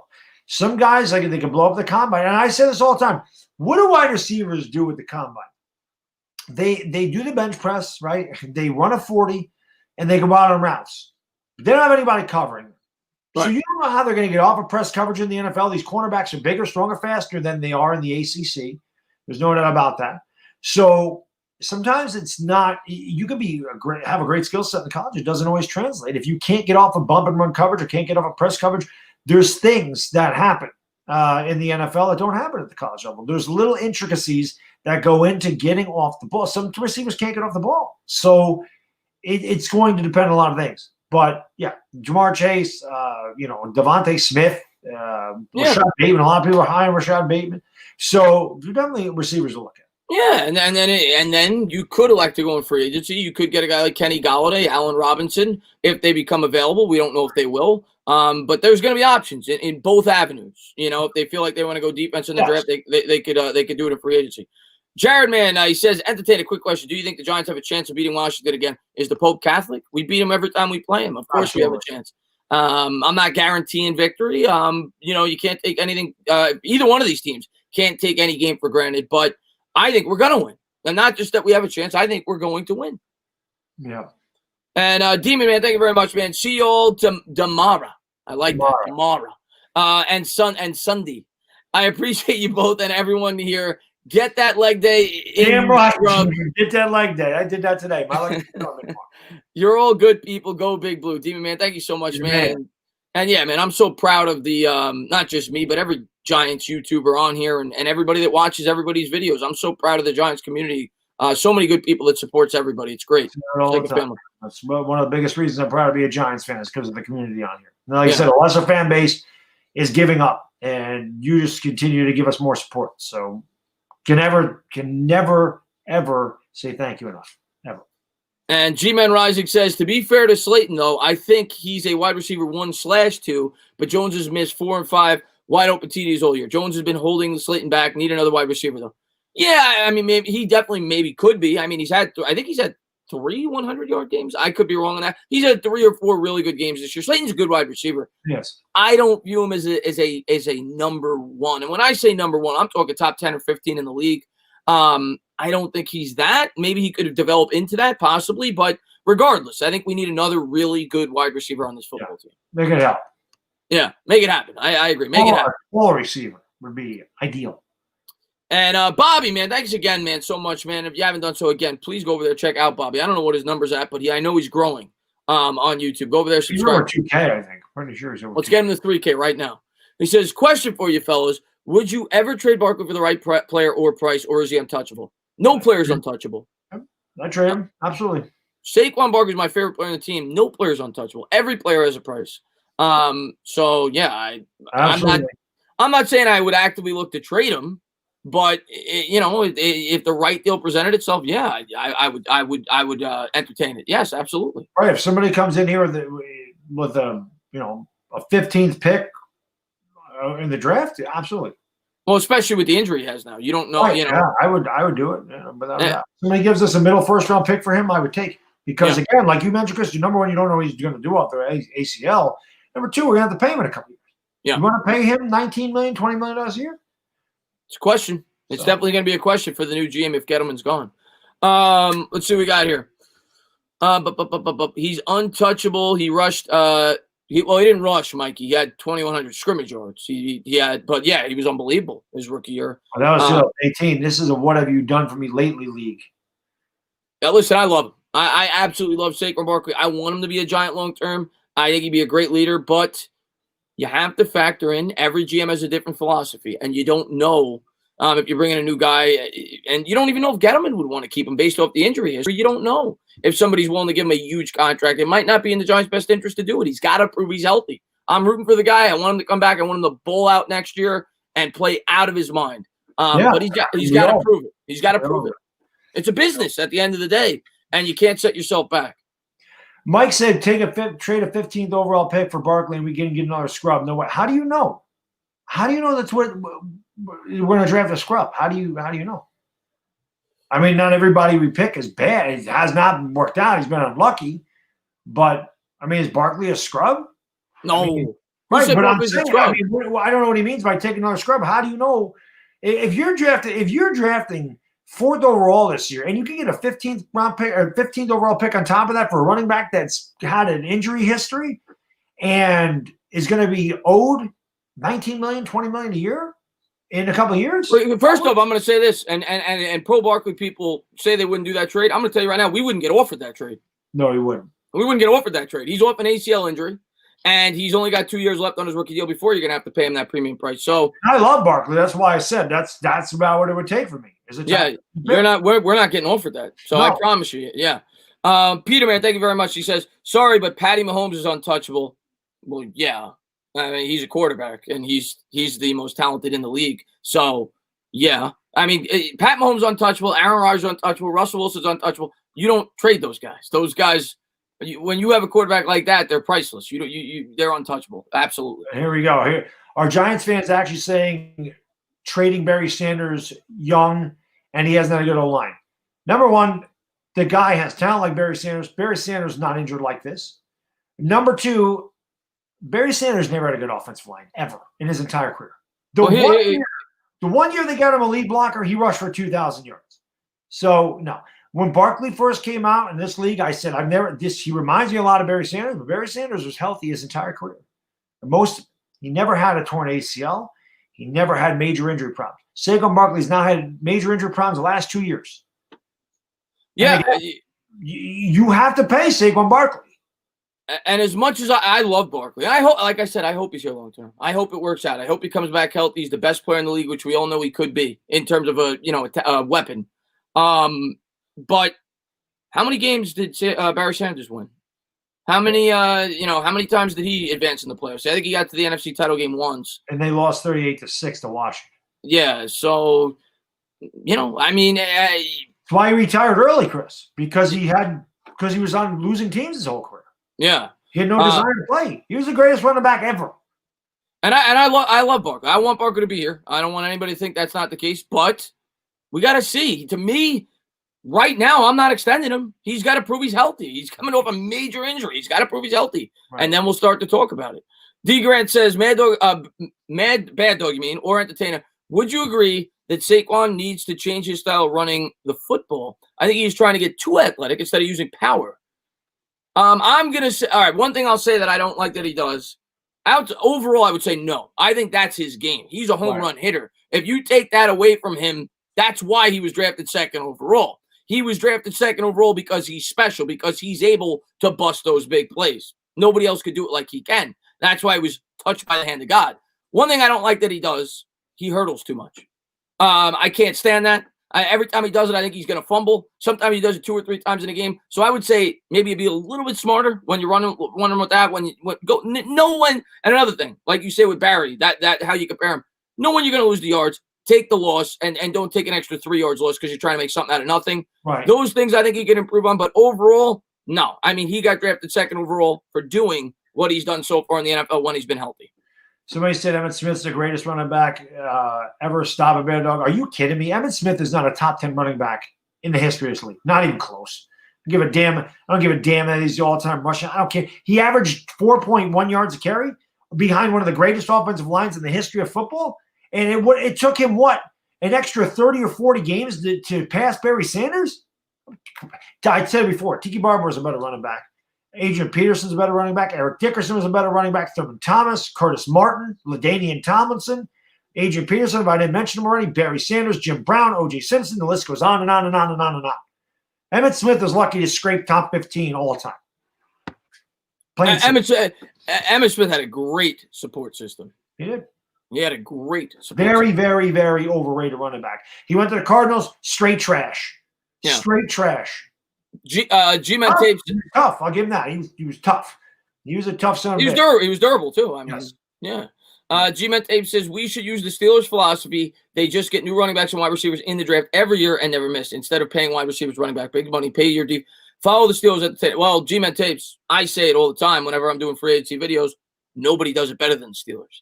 It's not hard. It's not easy to duplicate, but nobody does it better than the Steelers. The reason that they're so good at it, they draft well. And they let their players go at positions that aren't. I mean, look at all the wide receivers they've let go over the course of time. We got one of them. Plaxico Burress, Antonio Holmes, Antonio Brown, because he's crazy. But it's very rare that they extend the wide receiver. They don't view that. They view that as a position that they could find somebody in the draft to bring in. But nobody does it better than the Steelers. You go back, you look at the free agency history of the Steelers. When's the last time the Steelers brought in any prominent free agents? They don't do it. They don't build through free agency. They build almost exclusively through the draft. That's how you build championship teams. That's how you build winning teams because you're not paying these guys a ton of money. Yeah. That's why. The Patriots, they found a way to do it too. It's just they never got extravagant players. They just all play on the team. The Steelers just do a great job. That's why they're competitive every year because they draft well every year. Yeah. You draft well every year, you're always going to be competitive. And they don't overpay for their players. You're going to be the Jets and Giants. Yeah, and they don't overpay for their players. Right. We're going to close this out, guys, in like 5 minutes, so I'll answer a couple more. Henny got great support of both of ours, man. What's going on, buddy? Thanks for popping in. Christian Baddog, would you rather have Rousseau from Miami or Parsons from Penn State in the draft? I'll let you start there. I'd rather have Micah Parsons. I just think he's more. I think he's a more polished and complete player. To be honest with you. Yeah, I'm tending to lean there myself. A lot of people like Rousseau because of his upside, and it's probably a bigger area of need for the Giants. We also, we're saying we need an edge, but everything I read, he's better suited for the 4-3, and he's a guy with a high ceiling but a bit of a project. I think Parsons is the safer player, and he still fills a need for the New York Giants. So I would probably lean Parsons. Maybe my opinion change when I get to watch more tape and see what people say and, see how he plays over the rest of the year. But right now, from what I've read, the limited time, things that I've seen from the players, I would probably lean Parsons of those two. Let's see what we got here. Should we pick up Javon Lee? Yeah, I've been waiting for that all year. You love Javon Lee. I just want to see what he can do. I just want to give him a shot. I don't think it hurts. No, why not? I mean, he definitely could practice team. Yeah. He could definitely at least contribute in special teams. He was thought to be a good kick returner. Right. Maybe we will. I mean, who knows? Maybe we will down the stretch. Let's see what we got here. Trey Jones for a better offensive lineman. Worry about getting a quarterback prospect in the 2020 draft and then build around that guy. I don't think you're getting a top-tier offensive lineman for Jones. No. For what I said earlier, the same reason why I don't think you would get a premium draft pick for Jones. The other thing is when you have a very good offensive lineman, a guy that you would want to keep on your team long-term, those teams don't let those guys go. I mean, Baddog, look at it. When you have Conklin did because he had an injury history. But what great offensive linemen that stay healthy, hit free agency. They normally don't. Not a lot of them because they're such an important part of the team. Yeah. Because they're protecting your biggest asset, which is the quarterback. So yeah. So, a lot of them don't hit free agency. Yeah, when you got great offensive linemen, you don't trade them, you keep them. It's very few things that are more valuable than a potent offensive line. Let's see what we got here. Wayne Gallman, best running back in the league. I completely agree with you. You're not overhyping him at all. Stand up, the entertainer talking drugs. There he is. What's going on? What's going on there, TD? What's going on there, Word, man? Thanks for popping in the stream, man. Let's see what we got here. I don't think we should draft a rusher in the first round because we could get pass rush if we don't rush 3. I don't think we're taking an edge rusher in the first round. I really don't. I think we could sign one. But like I said, I think they're bringing that Patriots philosophy over here. The Patriots don't put a heavy emphasis on the edge. They try to generate it through scheme. So I don't think we're gonna. I could be wrong, but if you ask me right now, I don't think we're gonna take an edge rusher in the first round. Who would you rather have on your team? OC or Strahan? Strahan. Every single day of the week. Yeah. OC was a great player, a great pure pass rusher. Michael Strahan, I say it all the time. And again, maybe I'm biased. I'm a Giants fan. I watched him every week. In terms of an all-around defensive end, since I've been watching football, I don't know if he's the best. He's up there. I mean, that guy was as good against the run as he was at getting after the quarterback. He was a complete football player. Yeah, he was fantastic, which is why I don't understand when Warren Sapp said he didn't belong in the Hall of Fame. I'm like, what are you talking about? He absolutely belongs in the Hall of Fame. I didn't, as a person, he was a dick, but he was a great football player. I mean, there's no doubt about that. I mean, the greatest defensive end I ever saw was Reggie White. I mean, that's not. Reggie White was phenomenal. Reggie White was just unbelievable. So. Yeah, not the best, but he's up there. So some of the great defensive ends I saw growing up as a kid. Bruce Smith was another one. Reggie White, J.J. Watt is great. There's a number, but he's great in terms of an all-around edge. There's not many better. He was damn good. No, he was up there. He's up there. Let's see what we got here. Okay, would you take LT or LT? LT, that's not close. Would I take LT or any player in the history of football on defense? LT. That's not close.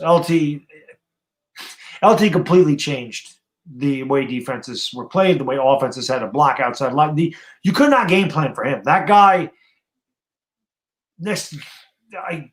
I'm just lucky I saw that guy play. So I'm gonna say I'm blessed to have seen that guy play. He was unbelievable. Yeah, I've never seen a defensive player dominate the way he did. He changed the game. Listen, there was a handful of players that change the game. Like you said, Jerry Rice. Jerry Rice might be the greatest player ever. I don't know if he changed the game. There are certain players that change the game. LT is one of them. I think Peyton Manning's another one. There's not many that you could say that guy changed the game, and LT was one of those players. Yeah, LT was. There is no other LT. Never will be. That guy was so far ahead of his time. He was unbelievable. I mean, that guy could cover. He could rush. He rushed the passer like nobody's business. He's incredible against the run. Not as good as, he could have been better against the run. He even says that. Carl Banks was a better run linebacker, but it didn't matter. Lawrence Taylor he dominated. I mean, that's just what the guy did. And how many times do teams go into a week and say, we got a game plan for a defensive player? Right. Your game plan was built around stopping Lawrence Taylor back in the 80s. So it was something that you've never seen before. No, never see again. And Simon, what's going on, man? Just want to say hello to you. You said, what up? Thank you for being a member of the channel, man. Thank you for popping in. Wanted to give a quick shout out to my man, Sonor. See him in the chat. What's up, Chris Sonor? He says, I'd take LT, but it's close for me. Sean Taylor, Dion, Rice, Ed Reed, and Ray Lewis. I would take any of them if LT wasn't there. I mean, sure. I mean, in my lifetime, and, LT's technically in my lifetime, but, guys that I saw as an adult, probably Ray Lewis. Well, he's probably the guy for me. He's damn good. He was pretty damn good. Deion Sanders is another one. For a short period of time, Darrelle Revis was incredible. Reggie White. Yeah, Reggie White was great. There's a lot of Ed Reed is another one. He's a guy that doesn't get enough credit. When you talk about that Ravens defense, he was right there with Ray Lewis. So so many great defensive players. Palomalu, great call there with that. Palomalu is one of my favorite players ever. I absolutely loved watching Troy Polamalu play. He was kind of ahead of his time, Bad Dog, because I felt like he was a guy that could do everything. Money backer. Yeah, before you kind of had it. Mm-hmm. I loved watching Troy Polamalu. Yeah. And but no, man, I really appreciate it, man. He says, "Who do you take in the first round, guys? What pick do we have? And who do we take in free agency? And who do we take in free agency? And how did Daniel Jones do over the last 8 games? There's a lot of stuff that goes into it. Yeah, but I'm going to try to answer your question to the best of my ability. I'm going to say this right now. These are the possibilities, and some are more likely than others. Quarterback's a possibility, depending on where we're picking. Wide receiver's a possibility, depending on when we're picking. Cornerback's a possibility. Edge rusher's a possibility. Linebacker's a possibility. Those are your 5 possibilities, in my opinion, depending on where we're picking, depending how the players on this team do, depending how Bad Dog just said, how we address some of those needs in free agency. Yeah. That's what we're looking at. But, guys, I just want to say thank you so much for all the support you guys always show us. I will be live tomorrow. I haven't been doing that for a bit. I'm going to have some of you guys on the channel. Some of the subscribers pop on. We'll talk about the game. Sunday, we're going to be right here. We're going to be live for the game, and that should be a lot of fun. Hopefully we get a W. I could never say thank you enough to all you guys that show so much support each and every week. We had over 600 people in here for the majority of the show. Love you guys. Thank you guys for all the support you guys always show us. Let's get a W this week. Nice. Daniel Jones has 3 wins against Washington throughout his career. Let's get the 4. 3-0. Let's get the 4-0. You know what the Giants should do from now on? Get another quarterback, but keep Jones on the team and just start him against Washington. Well, he would start twice a year. And we'd be 2-0. But no, I'm joking. But thank you guys so much for being here. Again, Bad Dog, love doing this every week. Thank you so much for coming on. And if you guys haven't done so, please subscribe to Bad Dog. Next week will be the 100th episode. Incredible how time flies. Been doing this show now for a little bit over 2 years. So thank you guys for helping blow up this show. And Bad Dog, as always, close it out. Yeah, I mean, it is unbelievable that next week's going to be episode 100. And it's just, I say it all the time. It's fun to see how much this show has grown. And again, the show's nothing without you guys and girls. It is phenomenal to support. I say it all the time, how proud I am to be a Giants fan, part of this community, because, like I said, lesser fan bases are giving up on their team and they're just not paying attention and when they're 1-7. But I swear this grows every week. Our streams grow every week. The videos get more. It's because of you guys watching it, subscribing, sharing, commenting. All that stuff helps. It all helps. And again, it's just amazing. For episode 100, I would love to talk about a W. I would love to talk about how Daniel Jones did not turn the ball over. And I would love to talk about how we're going to beat the Eagles the week after, and we're going to be 3-7, and we're going to be right in the thick of the division. That's what I want to talk about next week. That's what we're talking about. So let's get that done. That'd be nice. This is my favorite thing I do on YouTube. I say it all the time. I love this show. I look forward to this every week. And I say it every time. I'm going to say it again, Chris. Just imagine how this is going to be when we're good. Just imagine how great it's going to be. I don't know how I'm going to do it because I've become so accustomed to being bad. Like, I don't know how I'm going to – I'm going to be so dumbfounded. Like, my post-game videos when we're good, I'm just going to be like – I'm not going to know what to say because I'm not used to it happening. I was on YouTube when we were really good. So it's fun. I mean, it's fun doing this. It's really fun when you're good. It's really fun to come on and make videos and be kind of arrogant about how good your team is. Yeah. It's a much different feeling when you know you're going to win or you feel like you're going to win every time. When you're this bad, you believe you can win, but you really don't think you're going to. Like, there's not many Giants fans probably thought we were going to beat the Bucs. Okay. I didn't. We're going to get there, though. We're going to get there. We are, and that's when it's going to be fun. We come on here and be like, yeah, we got the Eagles again, Chris. We're going to whoop their ass. It ain't going to be close. We're 6-1. They're 2-5. It ain't going to be close. They stink. Jalen Hurts is failing over there because Carson Wentz is on the bench. And, hopefully we can say Daniel Jones is great. And Saquon Barkley's running his ass off. We got Jamar Chase, and he's got 15 touches, whatever. I can't wait for those. It's coming. It's coming. We got the coach, guys. We got the coach. It's coming. Yeah. Bad Dog, do what you do. All right, guys. So for the Entertainment Talking Sports, it's Bad Diggity Dizzle. Thank you guys for being here and enjoy the rest of your Friday evening. See you next time. We gone. Peace.